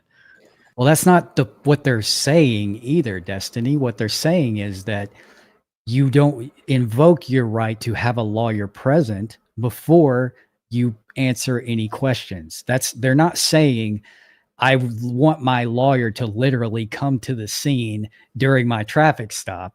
The point is that if a question is asked to you, you say, I don't want to answer any questions without my legal counsel present. That's the bigger picture idea here, Destiny. That's what they're saying. Please wrap your mind around that. Yes, of course they're not calling their fucking attorney to the side of the street, but what they're saying is, I'm not answering questions about anything that has to do with this interaction unless I have my attorney present, which is a totally valid thing to say. Destiny, do you know why I pulled you over? It was a question asked by a cop in a traffic stop to elicit an incriminating response. If your response is anything but I want a lawyer, you risk giving the state evidence that you don't need to. No, yeah, I don't think that's true. That is cops might ask you that question to like do some other bullshit, but a police officer doesn't need your admission of a crime to pull you over and get you on like speeding. No, the police officer doesn't need an admission of a crime to pull you over for speeding, but he might need that admission if he were to actually secure a conviction for that crime. You know, that's the step. That's the next step that you also have to be preparing for when you're in the moment of a police interaction. When you're dealing with the cops, it's not just about what happens right then and there. There's a litany of things that happen after a police interaction that you need to be conscious and aware of during the police interaction. So that's the point here. Like if a cop has dinged you with a radar gun and he's got you speeding, he doesn't need you to say, do I know why I pulled you over? Yeah, because I was speeding. Gotcha, bitch. He's already got enough evidence to win. Yeah, but that's not always the case. And you don't know. And what this, in case you guys don't remember, what the chatter actually said was, if a cop comes up and asks you, do you know why I pull you over? Don't answer. And that is true. That there's no way that that an officer could ask you that question and you answer it without securing some kind of incriminating evidence against you from your answer. So I think that this is just a dumb take. You don't know what the cop knows when he's walking up to your car in the middle of a traffic stop, and answering that question would probably be one of the dumbest fucking things that you could possibly do in that context. So although he may not require it to secure a detention and pull you over for an offense, he may very well require you to answer that incriminating statement to get you actually convicted for speeding. And in court and everything. Generally when cops are talking, generally when cops are asking questions, there's two things going on. On the good faith version, which is probably most cops, okay, as a fellow cop lover, I'll say this. Most cops are usually asking questions because they're just trying to figure out what the f is going on. And the more they talk to you, the more they're getting an idea of who they're talking to, right? So if you start slowing your speech, if you start acting really weird and shady, if you whatever, like cop is making a whole bunch of character assessments every time you open your mouth to say anything.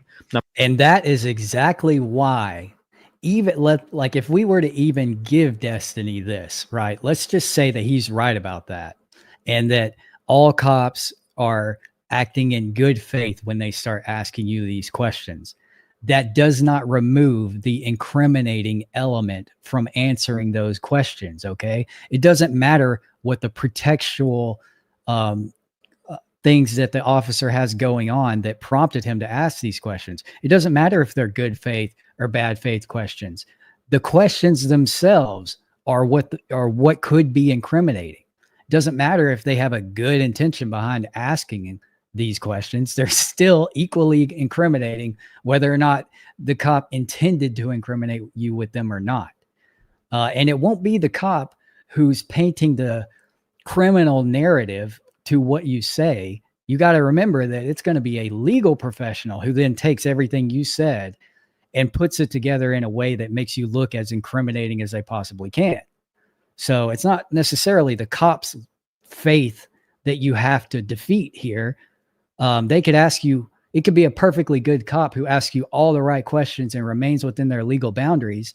But if you were to answer those questions, then a prosecutor would then fuck you in the ass for answering these highly incriminating questions. Number one. Okay. Now, in the bad faith sense, if you open your mouth and you say some shit, a cop is looking to just f you on things, for you to admit to other things. Like, why'd you get pulled over? Oh, because maybe my tail lights out because my... Again, it doesn't even matter what the cops... It does not matter what the cop's perspective is. Even if it's in these two scenarios, does not change the relevance of whether or not you should answer a cop's questions. Because this is just a totally irrelevant point to make. Registration's expired. Maybe you pulled me over because you know I have a warrant. Like, they're looking for you to say some dumb shit that they can like further build an investigation on or use probable cause for investigation. But generally, cops are trying to figure out what the fuck is going on. Yeah, anyway, sorry. Even if they're not, answering any question whatsoever is not going to be a good idea. And it subjects you to criminal liability in most situations. Under Missouri's law, he had a right to decline to identify himself without penalty. However, it's important to note that in some situations, a 911 call alone can provide enough evidence to support detaining and identifying an individual in a state that requires citizens to comply with an officer's identification demands when the officer has reasonable suspicion of criminal activity. As the Supreme Court explained in the 2014 case of Navarrete versus California, the court has, quote, firmly rejected the argument that reason... I don't know. I'm only a paralegal. Get Peace Corps, Eastwich Batman here to tell you why you're wrong. You're not going to listen to me when you're wrong. I've already talked to enough criminal litigators or criminal lawyers to know. Yeah, I know I'm right 100% on this. But I'm not about, you don't. This is what people hate about Destiny, you know, and rightfully so, because he couldn't be more clearly wrong on this, but he just doubles down on literally every fucking thing that he says. He will never admit when he's wrong. Even I don't know what it is. This is a major character flaw, I think. But yeah, Destiny, you are wrong about this. You're very wrong. And believe it or not, Destiny, there are actually a lot of credentialed criminal defense attorneys, prosecutors. As a matter of fact, I'd say 50% of the legal industry don't know what the fuck they're doing. So I don't know who you've been talking to about this stuff, but you are wrong about this, man. That's objectively speaking wrong. You don't need to. If a cop dings you with a gun, you don't need an admission there to be guilty of a crime. Or you can go. No, but it will definitely fuck you even more if you admit it or if they admit it. You can probably Google "fight my traffic ticket." You can never go to court and say, "Oh, well, it's his word against mine," because there's some legal reason why, assuming the officer has proper training with a radar gun and dings your speed or whatever, like that admissible evidence is going to outweigh your testimony that you weren't. This is the worst legal advice you could ever get. Like literally the worst. I'm glad that Destiny's not an attorney. This is terrible legal advice. Speeding. That's how it works. But listen, if you don't agree, then hey, fuck me. Go fight your speeding ticket. Good luck. Reasonable cause for an investigative stop can only be based on the officer's personal observation rather than on information supplied by another person. And a 911 call can be... If you ask a cop if you're compelled to answer, will they answer honestly? In my experience in watching videos that I've seen on the internet, it seems to be the case that if they ask the cop, do I have to answer this? Usually the cop will say, no, you don't have to. Generally free to go. However, be careful. You don't always want to rely on cops to tell you your rights because one, they might be a little bit sneaky with it. And two, they sometimes don't know. Sometimes police officers don't know the rights that you have. I think we've watched videos where cops have tried to compel people saying, no, you have to give me ID. No, you have to do it. The cop actually doesn't know. The cop's actually dead wrong. Or there's that one where the cop's like, I'm going to arrest you for blocking the traffic when that guy's dad was across the street. And then other cops are saying, I'm arresting you because you're recording me when that's not legal as well. So you don't always want to rely on a cop to tell you what the limitations of your rights or freedoms are. Like, yeah. You literally never want to rely on a cop for that information. But I do have to agree that generally, in my experience, and I've probably watched more body camera footage than 99% of the people on the face of this fucking earth. I would agree with this sentiment that generally, if you ask a cop, am I required to answer that question? They will tell you that you're not, but that they'll also do it in a way that almost makes it seem like you are. Like, for example, they'll say something to the effect of, no, you don't have to answer that, but it's just a simple question. I mean, I'm just asking you. There's no reason not to answer it, which they are well within their authority to do. So again, this is, you're kind of, Destiny here is kind of defeating his own argument again by saying, in my experience, most of the time, cops won't require you to answer questions you're not required to answer. But you shouldn't trust the cops to tell you that information. You know, kind of contradictory. So in a situation like that, what is your advice then, Destiny? Do you answer the question or do you not? And I would say you should always defer to the idea that the cops are not acting in your best interest. Okay. So I don't, you know, in Destiny's logic here, it seems like there would be a reasonable case where you could say, you could just talk to the cops and it would be okay. And I think that there's almost never a situation where that is the case. Sufficient to create a reasonable suspicion as long as the call shows, quote, adequate indicia of reliability. If the cop is wrong on cam, what would happen? I don't believe there's a penalty for a cop not accurately telling you your rights, but maybe you can fight over that in court. But if you ask a cop, like, because I think the state would say it's your responsibility to know what your rights are. But if a cop says like if a cop were to tell you that you had to talk to them, do they get, well, I'm not sure actually. I don't know actually. I'm not sure. I don't know. Yeah, that's kind of the whole point of the Miranda case and the Miranda warning. You know, that was the whole point of it. That cops should be lawfully required to tell you what your rights are prior to an in custody interrogation. That's kind of the whole point of the Miranda case, my man. That you'd have to ask a lawyer for that. I'm not sure. If you were like, do I have to give you my ID? And the cop is like, yes, you have to give me your ID. And you didn't have to give them your ID. And that ID, that later starts an investigation that gets you in trouble for something. Maybe you could argue in court, like fruit of the poison tree or. Yeah, well, it would just be a Fourth Amendment violation. That wouldn't necessarily be fruit of a poisonous tree. I don't think that would fall within that doctrine, because the idea is with fruit of the poisonous tree doctrine is that you got imagine a scenario where an officer charged you with a crime after what they had originally stopped you for turned out to be invalid or unlawful. That's how you get fruit of the poisonous tree. In this situation, it would just be a clear, straightforward Fourth Amendment violation to take your ID unlawfully.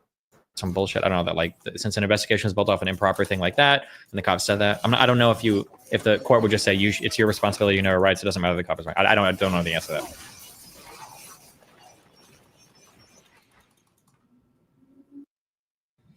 You want to charge me with a crime? No, you want to identify yourself. We want to identify you. Well, I don't. I'm sorry, but I have to enforce my Fourth Amendment rights. So Okay. Well, I don't understand. You have the right to If you identify think yourself to if you think your prosecutor's gonna back you up on that. Show me audits asks if they got you to give up your ID by lying, then claimed you gave it up, is the lie protected? I would say that probably, because unless they're lying about their lawful authority to demand your ID. So if they're telling you, we have a lawful reason to demand your ID, if you don't give it to us, you will be arrested, and that's a lie, then you certainly have a Fourth Amendment claim. But them saying something like say they stopped you for speeding, or let's say they had a legitimate reason to contact you, and then they lied to you to get you to give them your ID when they were already within the legal bounds to demand that, then probably would be fine. Because, cops can lie to you. They're not under a legal obligation to tell you the truth.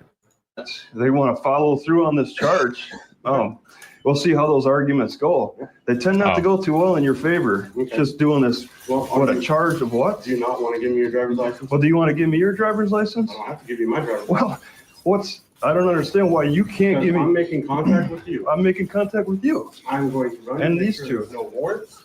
Are you asking ID for your own curiosity, No, or for the betterment of the? We were called over here because there was someone that was irate. Irate, okay. The reason we're asking for your ID is because a crime has been committed. We're not trying to charge you with one. Well, if you think you want to follow through on charging me with a crime, I mean, see what your prosecutor, your city prosecutor would want to. Wait, hold on. Go through. So here's the question: is why don't you identify yourself?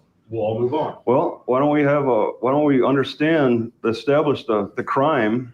We got a Fourth Amendment here. We got to get through here. It's 31 life on kill. Wait, is this a good ring? I mean, there's steps to take with that. If you want to fully charge me with the crime, then I guess you'll have to arrest me, and follow through on that.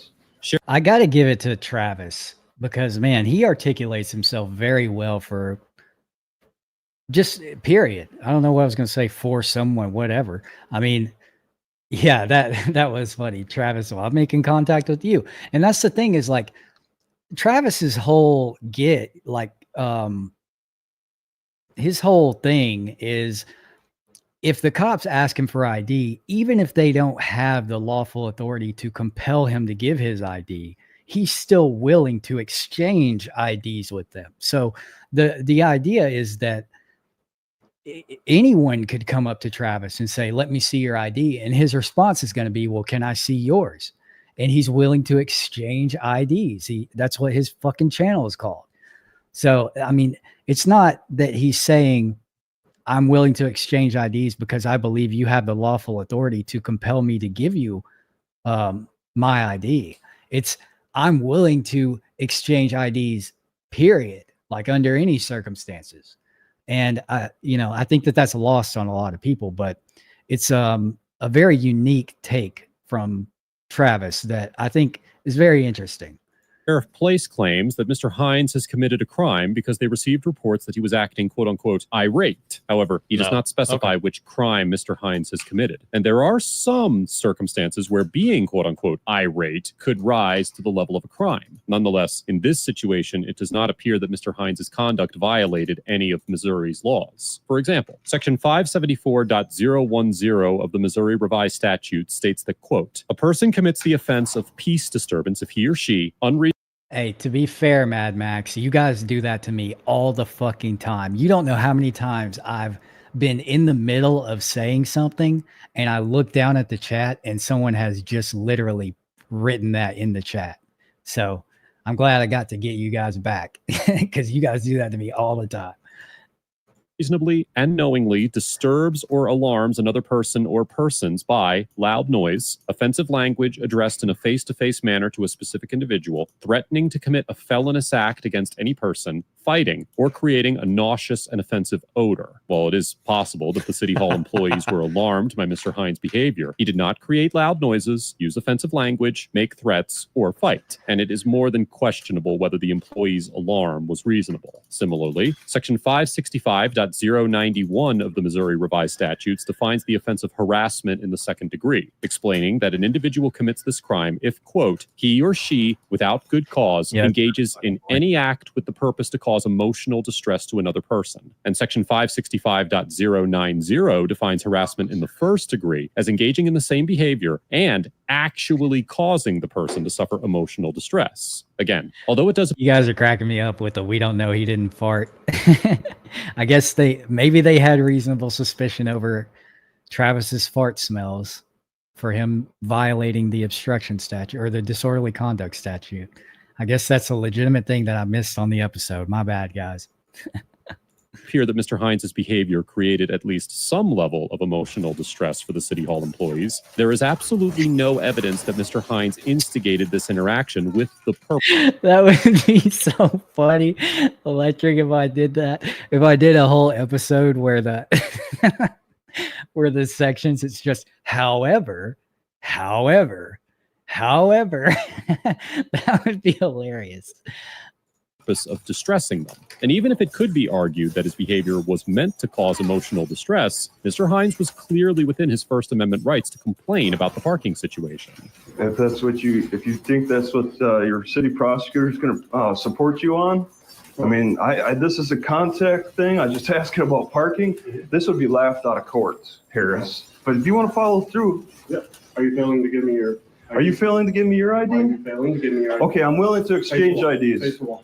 All right. Put your phone down. All right. Why does he give that up? Why does he say, I will exchange IDs? Why would you say anything at all? You don't have to. Well, I just explained that's kind of his whole thing. That's his whole. Travis is a unique guy. He lives a unique life, and that's just a personal philosophy that he has that has nothing to do with how his perspective on the Constitution or constitutional rights. So, after Mr. Hines refused to give his ID to Officer Harris placed him under arrest. Well, but it's not just that he I don't think cops like being irate to a cop, I guess is going to be up to interpretation. But like it's again, the bad faith arguments. Destiny, you just watched this video. You just watched the video that we all saw. And you're about to try to make the argument that somehow Travis's behavior could have been interpreted by a reasonable person as irate. He is like the opposite of irate. He literally never gets upset. And he did not get upset in this interaction at any point in time. This is just a again, Destiny, stop playing this fucking like lame ass game and actually watch the fucking video. Sounds like the guy has the opportunity to leave multiple times. He asked the guy, he said, am I being detained? And the cop said no. So he could have just... Again, this is just coming from a place of ignorance because he doesn't understand the Mendenhall test. And it seems like he doesn't understand what the concept of the totality of circumstances analysis actually means.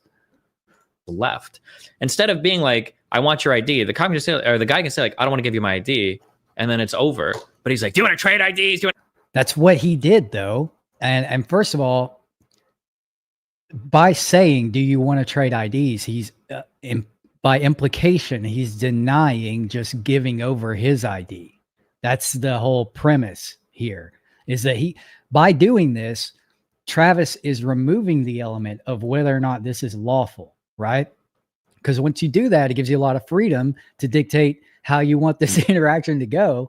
And if he just puts this one small stipulation, which would be reasonable in any other context, then suddenly that transforms him into an autistic retard who's obsessed with his rights and is being irate, apparently. I think Destiny's simping for the cops here. Like, I don't know. That's his channel's gimmick. He asks to exchange these with cops. Yeah, I guess. Like, cops need to learn how to handle themselves better against, like, these sovereign citizen dipshits. But I'm like, the sovereign citizen dipshits are doing the best that they can to, like, get a rise out of the officer. Like, that's their... It's so disingenuous to call him a sovereign citizen. And I don't know if you just don't know what the fuck that means, Destiny, but that's not what this guy is. And he's very clearly trying to adhere to constitutional and statutory standards. That is not something that a sovereign citizen would do. And there's a very strong distinction between someone like Travis and a sovereign citizen. It's very offensive of you to categorize him as that type of person. That would be like someone seeing one of your stupid fucking tweets you've been tweeting recently and thinking that you're a conservative. You know, this is exactly what you're doing right now. You're removing all the context and nuance from this perspective, which is so funny because like he's been on such a tirade about that on Twitter, about people, you know, neglecting nuance and not being able to take what they dish out. And here he is committing that exact same thing. The whole point of their channel usually, right? Hines was held in the county jail overnight and charged with second-degree harassment and peace disturbance. The charges were dropped a few days later, but it is unclear whether Mr. Hines will be following up this encounter with legal action. Overall, the Bethany officers get an F for escalating an innocent encounter into a criminal arrest. I don't know what's funny about that, because anytime you make an unlawful arrest, you get an F. Making an unlawful arrest is about as bad as it can get. I don't know what you could do beyond that besides literally hurting people and inflicting some kind of physical pain that would qualify you for more of an F than anything other than an unlawful arrest. I don't know what's funny about that rating. If you unlawfully arrest someone, you automatically get an F. Go look at any other episode of ATA. That is a clear standard for the grading rubric, in a rubric that doesn't actually have that much standards to it. But if you do commit an unlawful arrest as a cop, you get an F. And there's nothing fucking funny or silly about that. arrest, displaying a fundamental misunderstanding of Missouri's identification laws and for baselessly accusing Mr. Hines of committing a crime in an effort to gain control of the situation. Instead of approaching Mr. Hines in an effort to assist him or be of service in some capacity, the Bethany officers criminalized his behavior and ultimately arrested him for failing to comply with their unlawful orders. This interaction presented a perfect... I'm going to guess that he gives the guy on the video, I'm going to guess he gives him an A-. That's my guess. Stop. And you're saying that tongue-in-cheekly, but please tell me, Destiny, what conduct did you witness from Travis that would constitute a lower grade than an A? What did he do that was illegal? What did he do that prompted this encounter? What did he do that escalated this at any point? I feel like, I mean, I don't remember the grade. I don't think I got this far when I watched it this past time, but I think I did give him an A. And I think that that's a very fitting grade for his conduct. I would love to know how Destiny would justify any other grading. Opportunity for the officers to welcome a citizen to their city and address any concerns that Mr. Hines had about the parking situation. And nothing that Mr. Hines did suggested that criminal activity was afoot. The Bethany officers blatantly misrepresented several laws, completely disregarded Mr. Hines's Fourth Amendment rights, and failed to do any measure of investigation before conducting an arrest. And it's no wonder that the charges against Mr. Hines were promptly dismissed. This interaction highlights how... Wait, he asked for the cop to move and he refused. Is that true? I didn't hear that part, or I wasn't paying attention when he said that. I heard him ask if he's being detained, and the cop said, no, you're not being detained. I heard that very clearly. He blocked him from getting out of the door twice during this encounter. First, when he was trying to walk out to show him where he was parked, and then again, when right before he told him that he was detained. I didn't hear him say, stop playing the video games and watch the fucking video. Can you move? But he might have, and I missed it, but... Quickly, a small misunderstanding can escalate into an unnecessary arrest when members of law enforcement neglect to properly carry out their duties. Mr. Hines gets an A because although... Yeah, I just don't... What is funny about that? Why wouldn't he deserve an A? What did he do that would constitute a lower grade than that? Please let me know. Because I think... Well, we'll see. Maybe he says something about that, but just laughing and not giving any kind of like legitimate reason why that shouldn't be the case says it all to me. He could have exercised his right to silence more effectively. He remained calm and collected throughout the encounter, maintained a reasonable balance between complying with the officer's orders and questioning his conduct, and challenged the legitimacy of the officer's actions without becoming rude or vulgar. At no point did Mr. Hines commit a crime or display any conduct that would warrant a police officer's involvement. And it is difficult to understand why the Bethany City Hall employees called 911 at all. Mr. Hines does not... It is absolutely not. The guy sounded like a schizo when he came to the counter. What was the start of this video? Am I parked for 2 hours? Can I park? Can I park? I don't even know if the city clerk would know the answer to this question. But like the guy at the start of the video sounded kind of like a schizo. Okay, so apparently sounding like a schizo is enough of a reason to come and arrest you to Destiny. Like, just pull out a boot and fucking lick it, Destiny. What are you saying right now, my man? Are you saying that anyone who sounds weird to you should be subject to arrest? Is that what you're fucking saying? It's not reasonable that some guy just came up to this city, a place where public information is supposed to be available. The exact place where you would go to address some kind of parking issue and ask about parking, and that result in their arrest. There's no situation where that should happen. And just because you don't like the tone or whatever it is you don't like about this guy, I don't even know how you would qualify what Travis here did as somehow schizo. But yeah, no, this is, again, a really fucking stupid and bad faith take on this whole situation. That is just dumb. Please don't get your fucking legal advice from people like me, streamers online. Don't get your legal advice from me or this motherfucker right over there. Over there. There. Don't get your fucking legal advice from retards like me, because this guy, he doesn't know what the fuck he's talking about, to be honest. And I really hate that he's kind of just putting Travis in this box of people who should be arrested because we don't like how they're behaving. I mean, and again, Travis didn't do anything that would warrant the police being involved in this in any capacity. It's just wild to me that Destiny thinks that that's okay.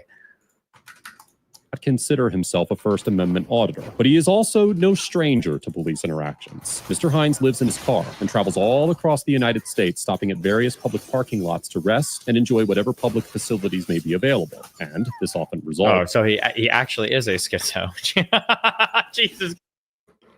Dude, people who, bro, I could explain your lifestyle to literally any normal person and they would think you're a fucking schizo too, Destiny. If I told someone, yeah, I know this guy, all he does is sit on his computer all fucking day and people watch him and he just gives really bad takes or he doubles down on dumb shit all the time. That could perfectly describe a schizo in my world too, buddy. You know, to be a liberal guy, you sure are kind of authoritarian in your perspectives. And it's interesting that you're so pro-police in an encounter like this, you know? Very, you know, Destiny must be a moderate leftist. Christ. Okay.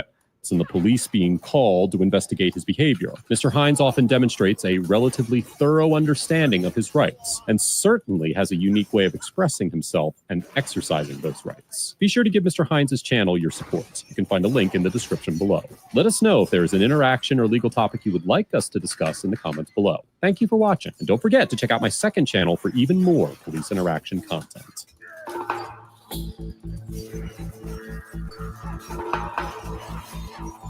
Not sure. Okay. Just clarify the arrest was wrong. I didn't see any reason for them to arrest the guy. You can ask him for shit or whatever. What would I have rated the people? The guy filming the video, I'd probably give him like a C+. Like he didn't technically break the law. He seems to be peripherally aware at least of what his rights are. But he's also like just annoying to deal with, and he also seems to be very desperate to escalate situations with cops for YouTube content. So I give. Okay, again, never at any point in time did Travis escalate anything in that encounter. And secondly, why would you ever think that someone's personality should be a factor in dictating a score like that? A grade, okay? ATA grades are not supposed to be a grade on a person's character or how they decide to perceive the world. That's not the point of the grading section. The point is, how well did you navigate this police encounter in terms of the legal nuance at play and the implications of that legal nuance after this encounter? It has nothing to do with whether or not you're a schizo, something that is entirely subjective and just strictly Destiny's opinion. You know, it has nothing to do with that. Like a C, I guess, because he didn't technically do anything illegal. He didn't technically do anything illegal, but he got a C. Imagine living in a world police like that. I'd give the cops, I'd probably give them, since anytime you're making like an arrest that you probably shouldn't make, the best you're getting is probably like a D+. You give cops a passing grade for making unlawful arrests? That's something you're willing to tolerate from the police? Literally insane. So I give the cops probably like a D, because I give Destiny's take on this whole situation a big F. Big F.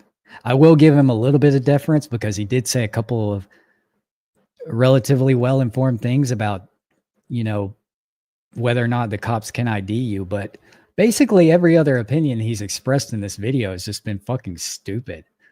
Cops showed up. They also seemed kind of keen to escalate, as police officers in these videos often are. So why aren't you giving them the same, you know, third degree that you're giving Travis about it then? But like, I mean, it wasn't the worst thing in the world. The guy was acting kind of fucking schizo, but I'd probably give the cops like a D. I'd probably give him like a C. Terrible grade. If I was in a worse mood, I'd give him a C-. And that's why you're a political streamer, not doing what I'm doing, my man. Why does being obnoxious and hostile weigh down his grade? Isn't it about his legal knowledge? No, I think it's about your engagement with the system in general. I don't think that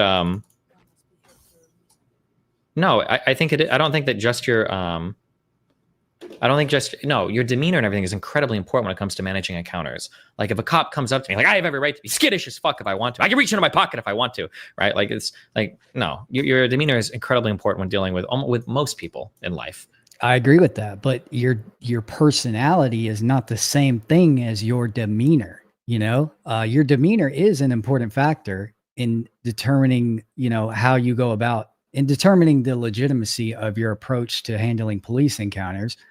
But it is your personality and personal preferences don't matter as long as you're within the bounds of the law and you are adhering to constitutional rights. You know, I mean, there's no amount of your personality is going to matter in determining whether or not what you did was lawful, you know. Dominier, good to see you, dude.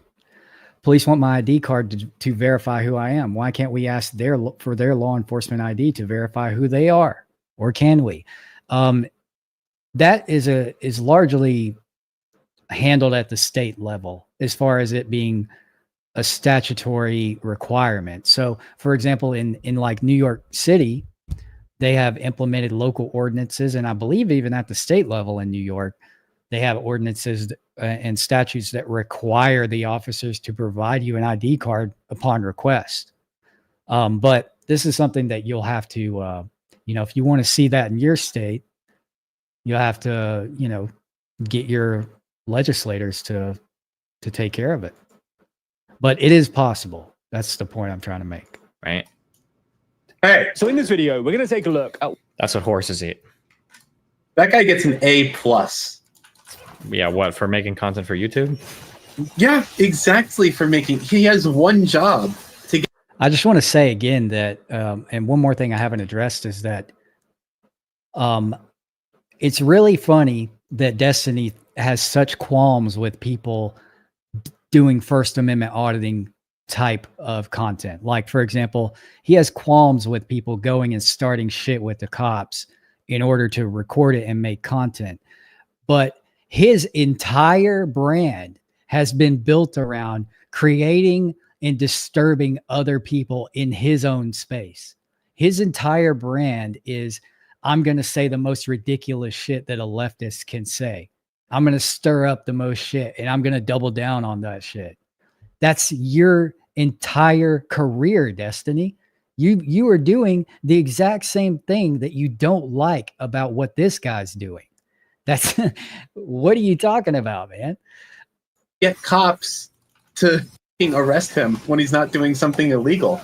And he has to not like cross the line himself so that he won't get found in court. So he's like a Giga Chad. He did it. He acted super schizo. He might be schizo, but he acted super schizo, and he didn't do anything illegal, and the cops arrested him. So he's like A+. He was like right on the border of being like, can we actually charge this guy? You know?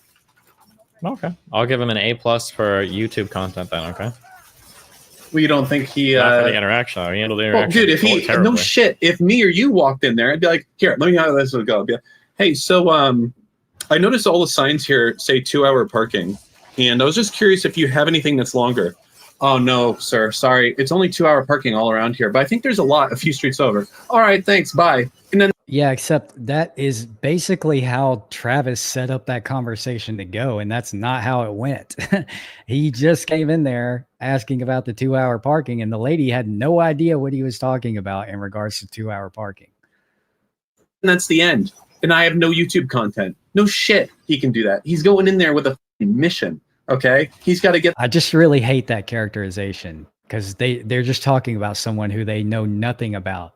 Yeah, and they're blatantly stating intentions that they have no way of confirming.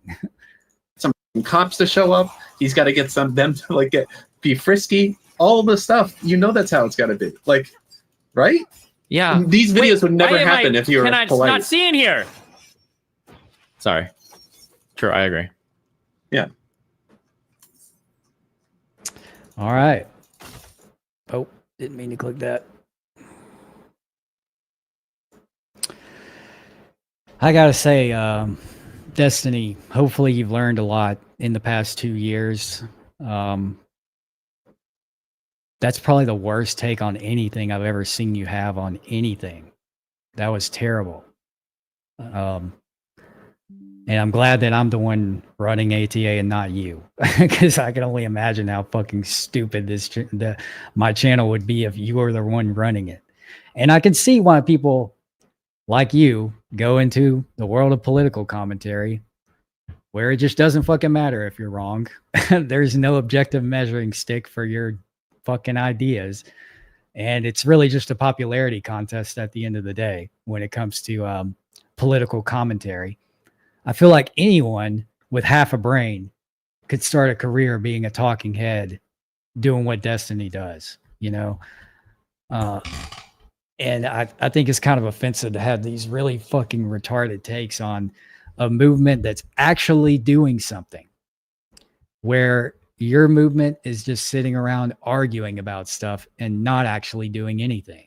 So I think you should have a little more reservations about characterizing people as being a schizo who are actively participating in at least some capacity of changing things in this country for the better, which is something I don't feel like you or anyone in the political streaming space are actually doing.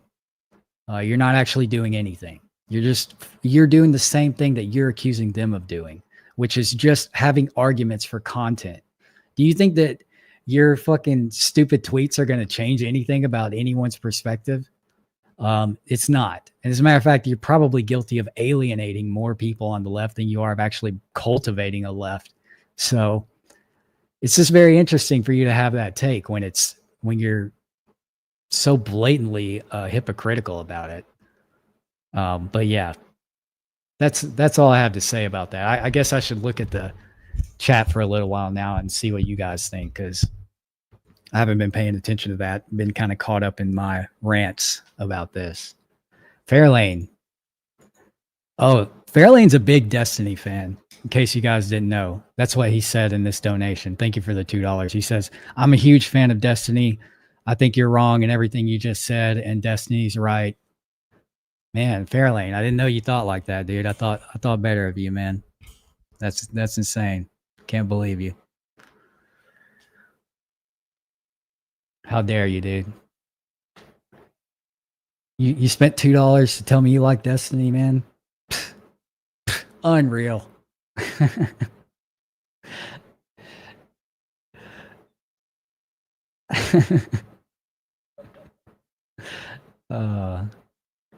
The 12 tattoo? No, it's very old, actually. Very old tattoo. All of my tattoos are very old. The only tattoo I have that's kind of newer is I have my daughter's name on my forearm right here. I'm not going to show you guys that tattoo. But yeah, that's the newest tattoo I have. I haven't gotten a tattoo in like probably 6 years or so. Do I have any regrets about the tattoos? No. I mean, I have tattoos that aren't good that I got a long time ago that are not good. But I don't regret them. They all kind of represent a time in my life that I'd like to remember anyway. And I have a bad memory. What's my chess rating? Probably bad right now. I haven't played in a while, but my chess rating is usually floating around like 1,000. Sometimes I can get it up to 1,100. Sometimes it drops down to like 850. It really just depends on how much I play. PF Dennis, thank you for the $20. He says that he likes to put chess pieces up his butt. Ew, dude. You have to spend $20 to say that, man. Come on. It's gross. No, but I'm not very good at chess. But I do like to play it. But I'm not very good. I'll say that. Pretty bad, actually.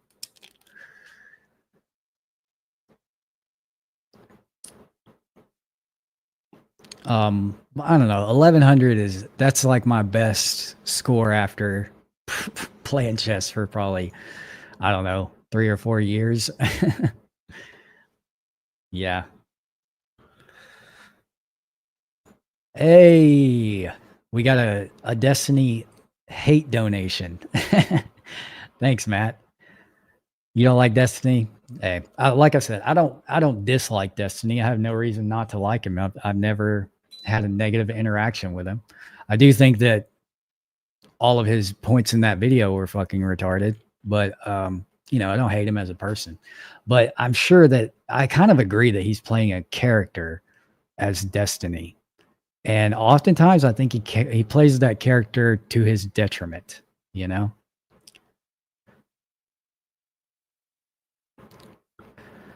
Play chess right now?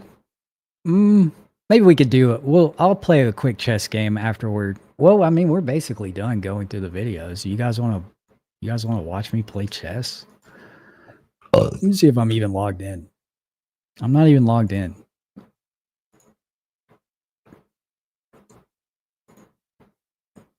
I'm not going to cheat. I'm going to play chess. You guys can watch.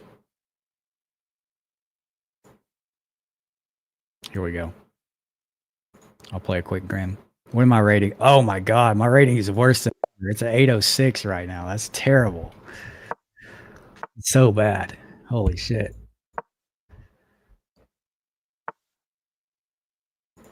Okay. Take a free piece. Okay, I'll take 2 free pieces.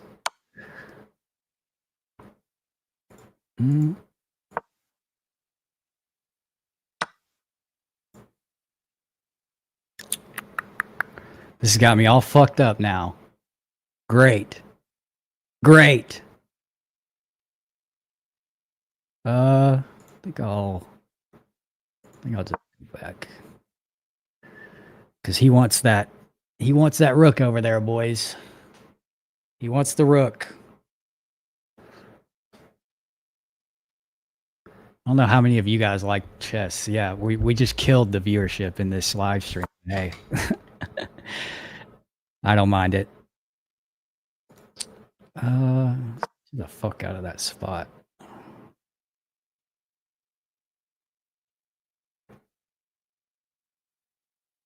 Oh, damn it. I should have moved this. I should have moved this to here. Oh, I didn't mean to do that. No, I did not mean to do that. Ugh. How many emails do I get a week? Hundreds. At least a couple hundred, usually. I was just trying to show you where I wanted to move. That's such bullshit. Damn it. I guess I could ruin his.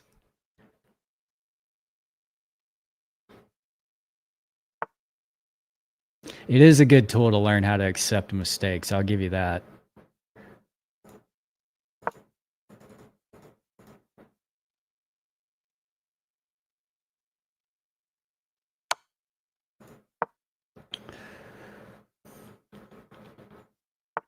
If you press oh, is that true?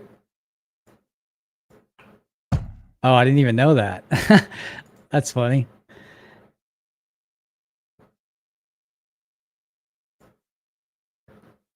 I'm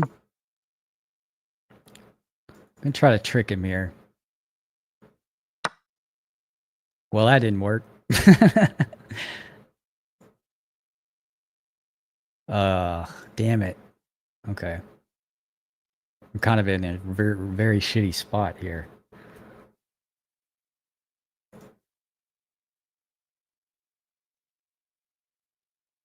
I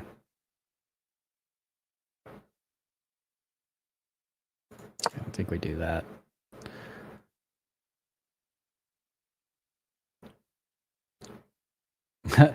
Knowledge is knowing about chess theory, and wisdom is refusing to learn it.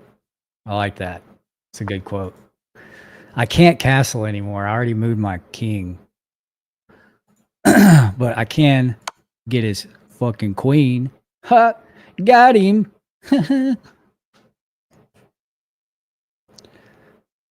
The trick worked, ladies and gentlemen.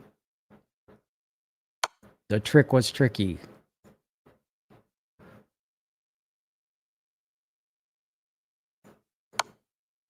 And he just gave us his knight, too. Thank you, brother. Appreciate it. Yep. Goodbye. He thought he had me. He thought he had me there. He thought he had me. GG, buddy. Thought he had me. I'll pat myself on the back on behalf of all the viewers here. All right, we can do another one. This is fun. Oh, I didn't mean to do a game review. If one of you guys wants to play me, you can add me on here, and I'll play one of you guys. Oh, you want to play, Billy? I'll play you, dude. I'll play you after this game. That's an interesting move. We'll just do this.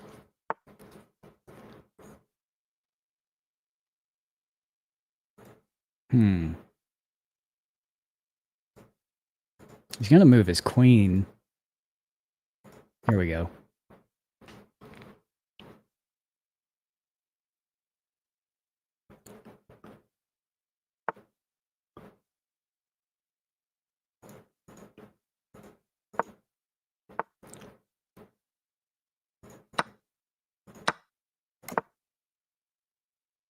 Well, what do you guys think? Yeah, I know, I'm streaming games. This game's probably more fucking boring to watch than Diablo or Path of Exile or whatever it was we were just watching.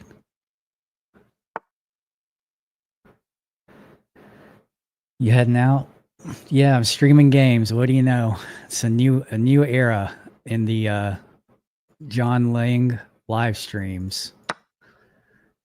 Look, I'll just say I'll trade with you all day if it puts you in a worse position than me. So, like in that situation right there, like that, I had a fair trade, but at the end of that was him also being put out of position. So why wouldn't you take that?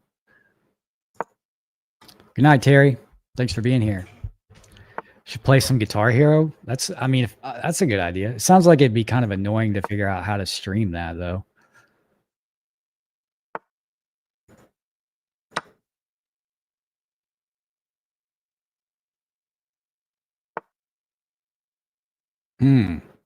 That's interesting.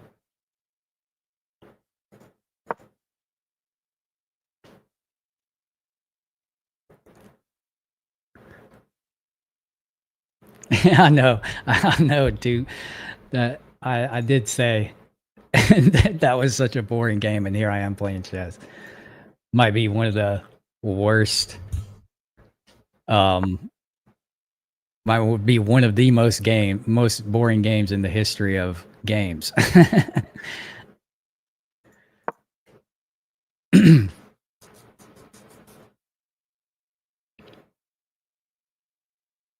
Strip Twister? I could play that by myself. I bet I would win. I'm gonna beat myself off. Okay. I want to move this queen, but my gut is telling me to move this bishop right here.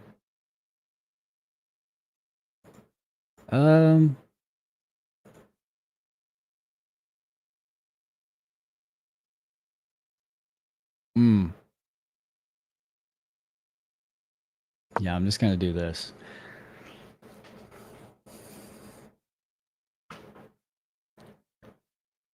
Play some solitaire next. Yeah, I guess that's literally the only game that's more boring to watch than chess.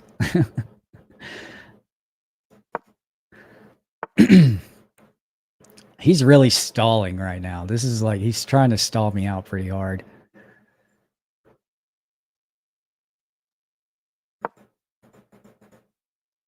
Let's see what we can do here. Oh, I should have moved right here. Should have moved to that square.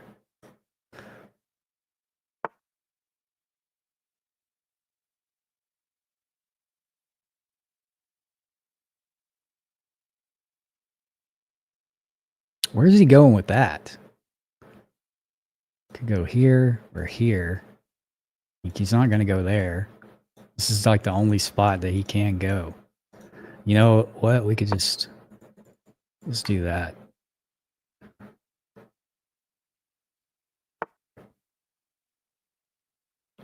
Yeah. I don't know what's... Because, like, what do you got here? This? Because I already have this.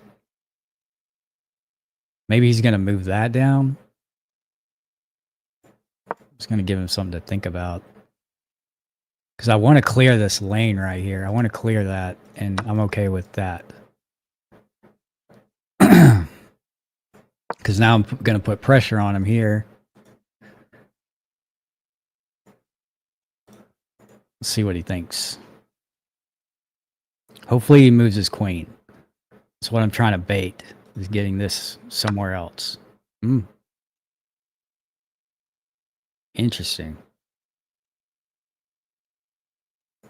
But now we can just do that. Now you have to move this. Oh, I'm an idiot.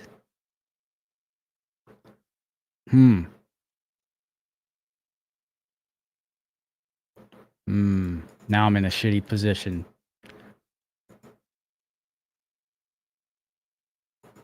Oh, wait.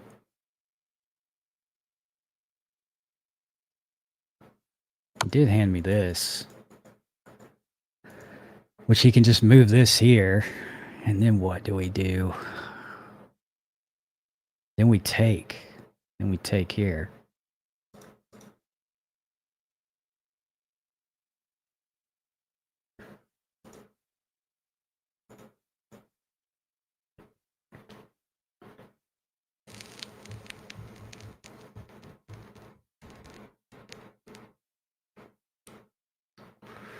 Where is this guy from?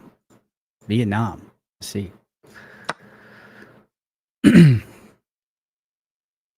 Now we just collapse this whole structure.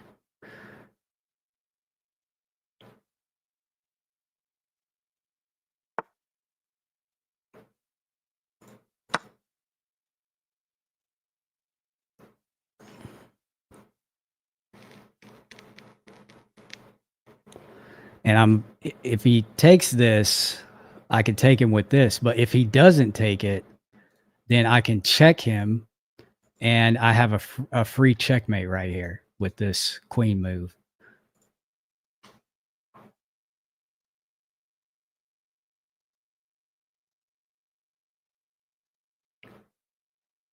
Yeah, I very well could be. That's exactly what happened. I tried to bait him, and I made it a little too obvious, and he caught me on that.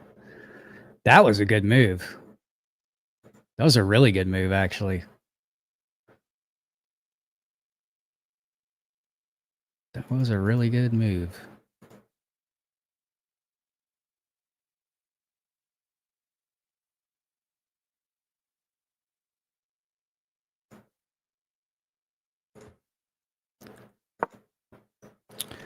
Well, he has to respond to that now. And I think he was thinking moving this direction that he could put my bishop in danger, but it's protected right here. I'm moving way too fast to be playing this too. Oh, interesting. Well, he gave me a get out of jail free card here. I'm just going to take that.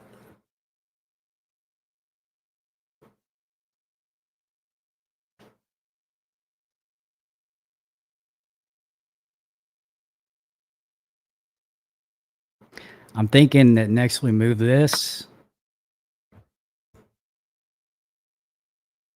Okay.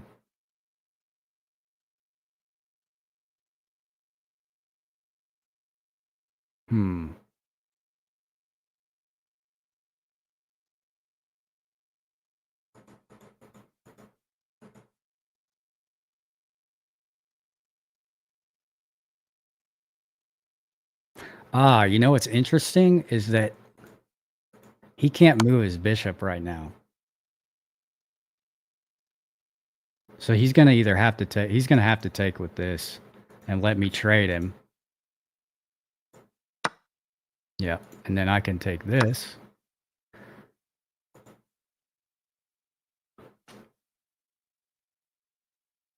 And now we've cleared up a lot of space to work right here.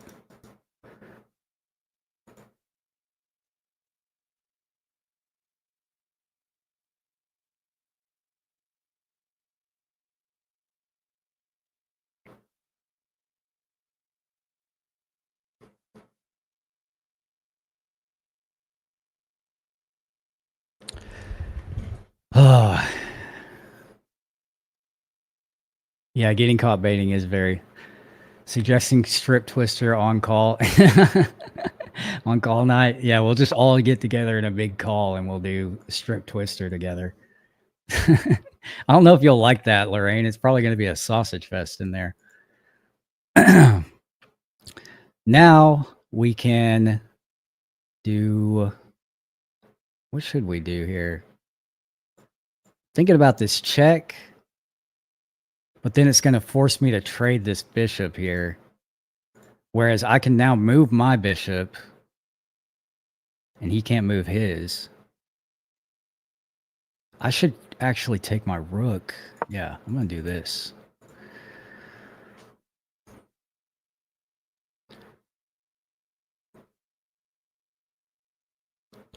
Thanks for being here, Dean. Appreciate you coming in. Yeah, I did see that shooting that took place today. It was absolutely tragic.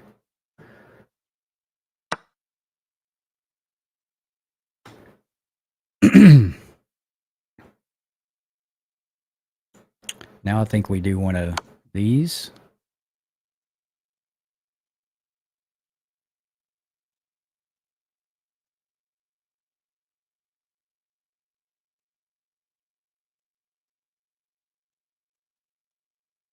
That sucks if it was close to you.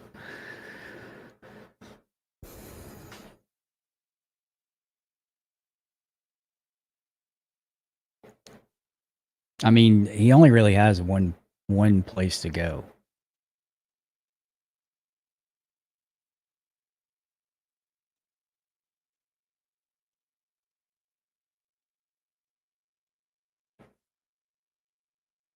I think we might have a checkmate around the corner here.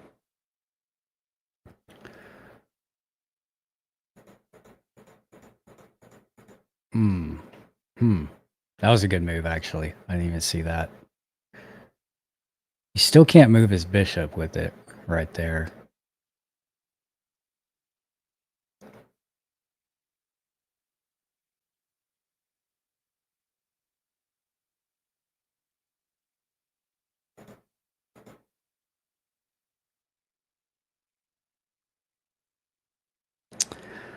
I really feel like there's a move I'm not seeing right here. I don't have a lot of time to think about it either. I really can't move this queen.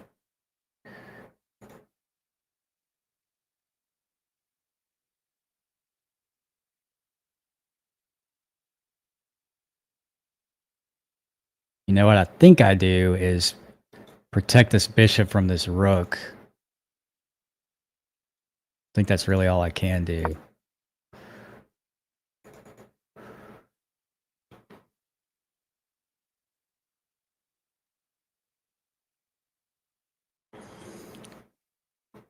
Good night, Lorraine. Thanks for being here. After I play this game of chess against Billy,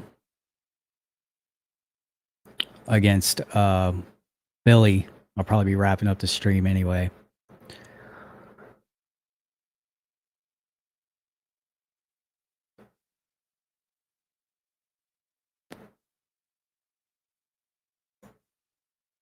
You know, I have to block that. I have no choice. I have to block it. God, I'm so rusty at this. Feels very rusty. Yeah, well, everything is fucking dangerous right now when he's got this bishop right, or this pawn right here. Having this bishop trapped is like my only saving grace at the moment. Because he's about to, I imagine, run this.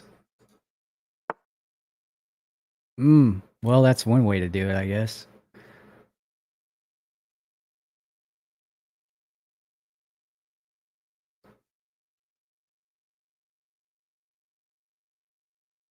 I think I got to go right here.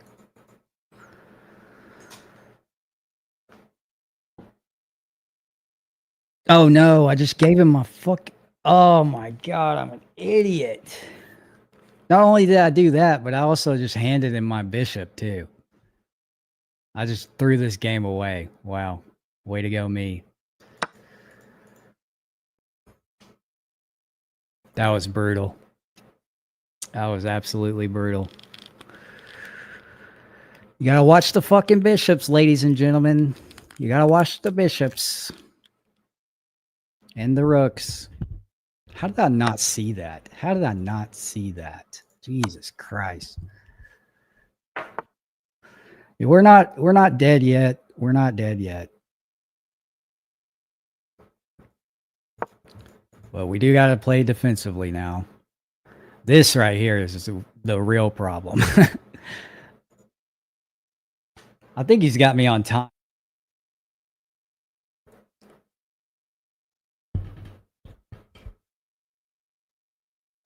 Yeah, I meant rooks. Sorry.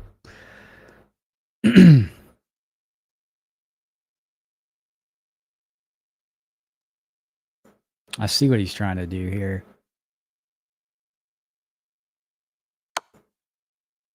Let's just get him to move this around. Make him think. I know I see this move right here, but I don't want to move from my defensive position here. Because he can just come in at any time. I think my best bet's going to be to try to walk this up. Oh my god, of course. Oh, I'm fucked now. That's game. I should not have moved there. I should have went down here.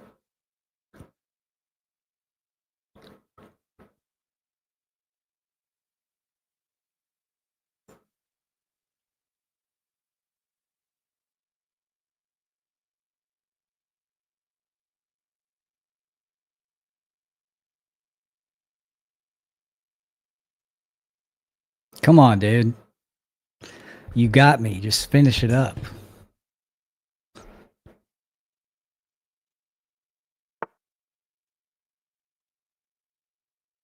Is he just going to let me push this?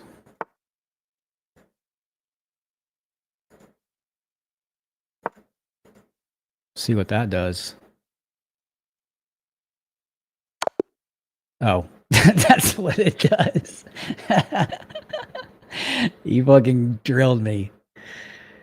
All right, Billy, send me a request, brother, and I'll play you real quick. Let me stop sharing this screen for a second so I can get Billy in here.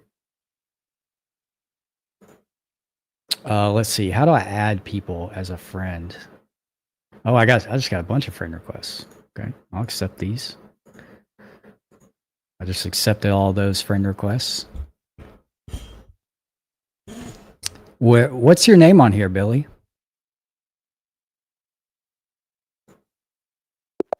Oh, is this you, Billy? I'm hoping it is. Good night, James. Thanks for being here.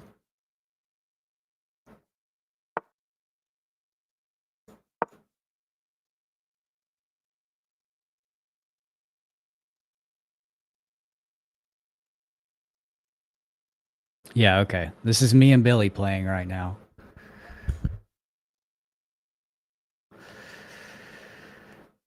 All right, let's see what you got, dude. Oh shit, I'm not showing the game. My bad, guys.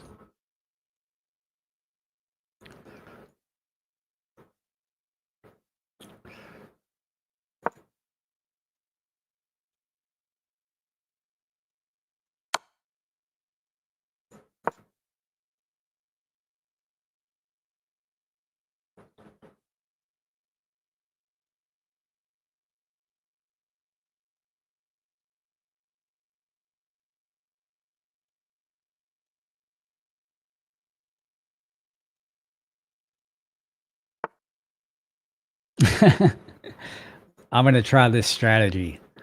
See if it works. I'm not sure if it's gonna work, but I'm gonna try it.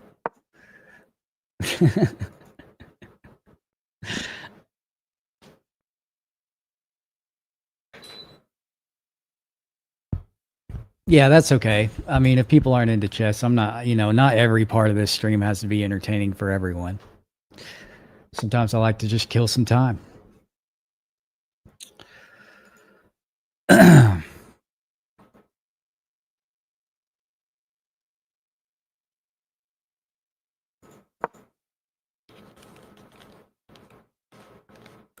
Oh, are you out, Brad? Talk to you later, man.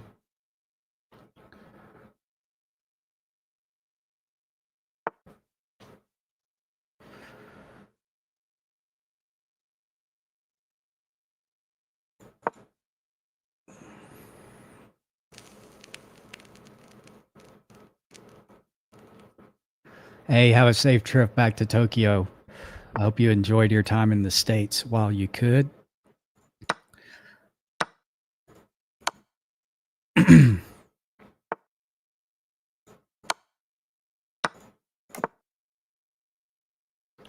A lot of stuff just happened right there. No worries. I totally understand. We won't do any call-ins today, but we will another day. This is nicotine, by the way. This is just a regular Juul. I'm not toking the reefers.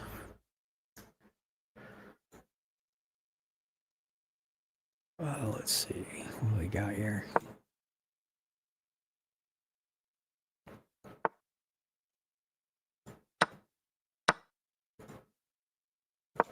You gonna let me take down your defensive structure like that, Billy?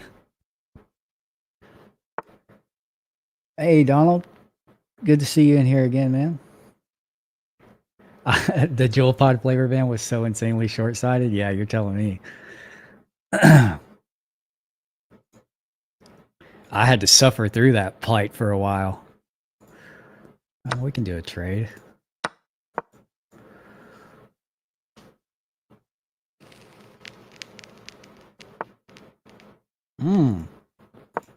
I like that move, Billy. Don't like that move, Billy. I don't like that move.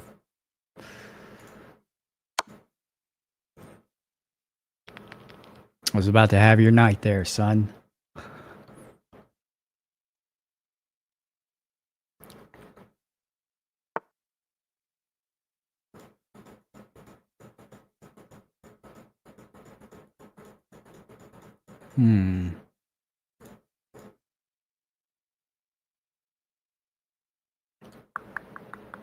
Where are you trying to go with that?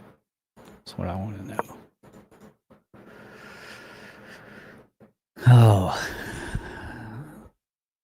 Oh, I forgot about that. I forgot about Michigan Constitutional Crusaders arrest.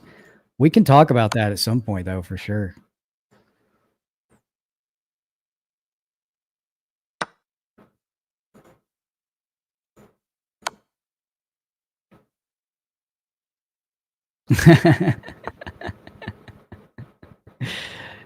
Yeah, get that weed smell out of here, you freaking degenerate.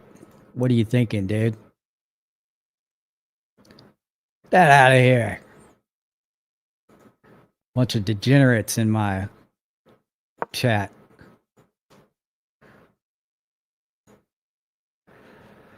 Bunch of crime doers. A bunch of crime doers.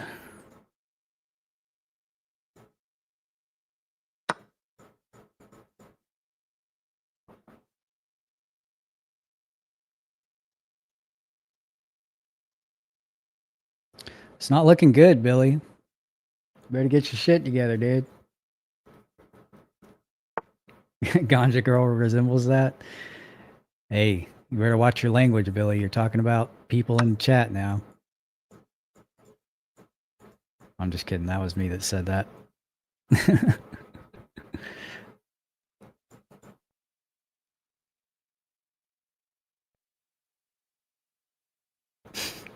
We've turned this chat into a a weed smoking circle.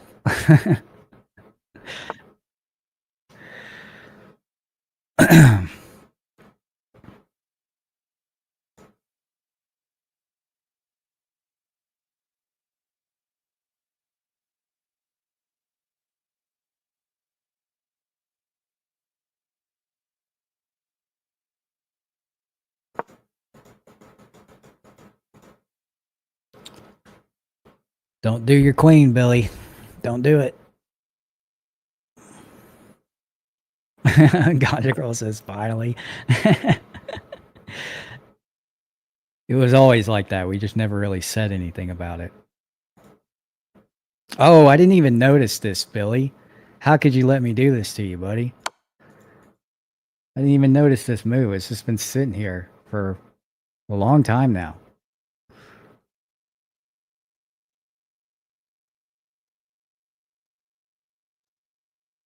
You just let me sit on that move for days.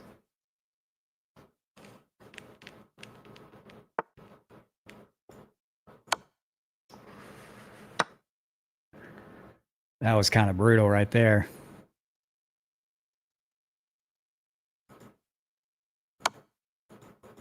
Not gonna like that move either.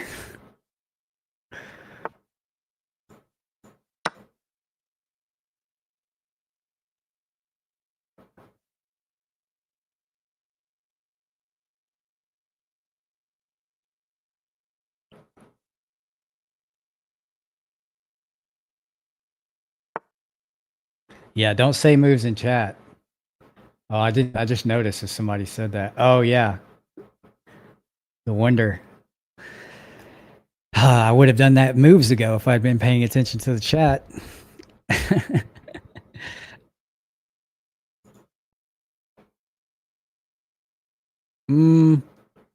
I guess I can just do this and you're kind of screwed. GG, Billy. Good game, buddy. Let's see what that rating was for this game. 1050. This is usually about what I rate on games in general. And my rating score is usually much higher than what it's showing right here. Oh, sorry, you can't even see that. So this is the results of that game. That's generally, you know, I usually get around a 80% accuracy.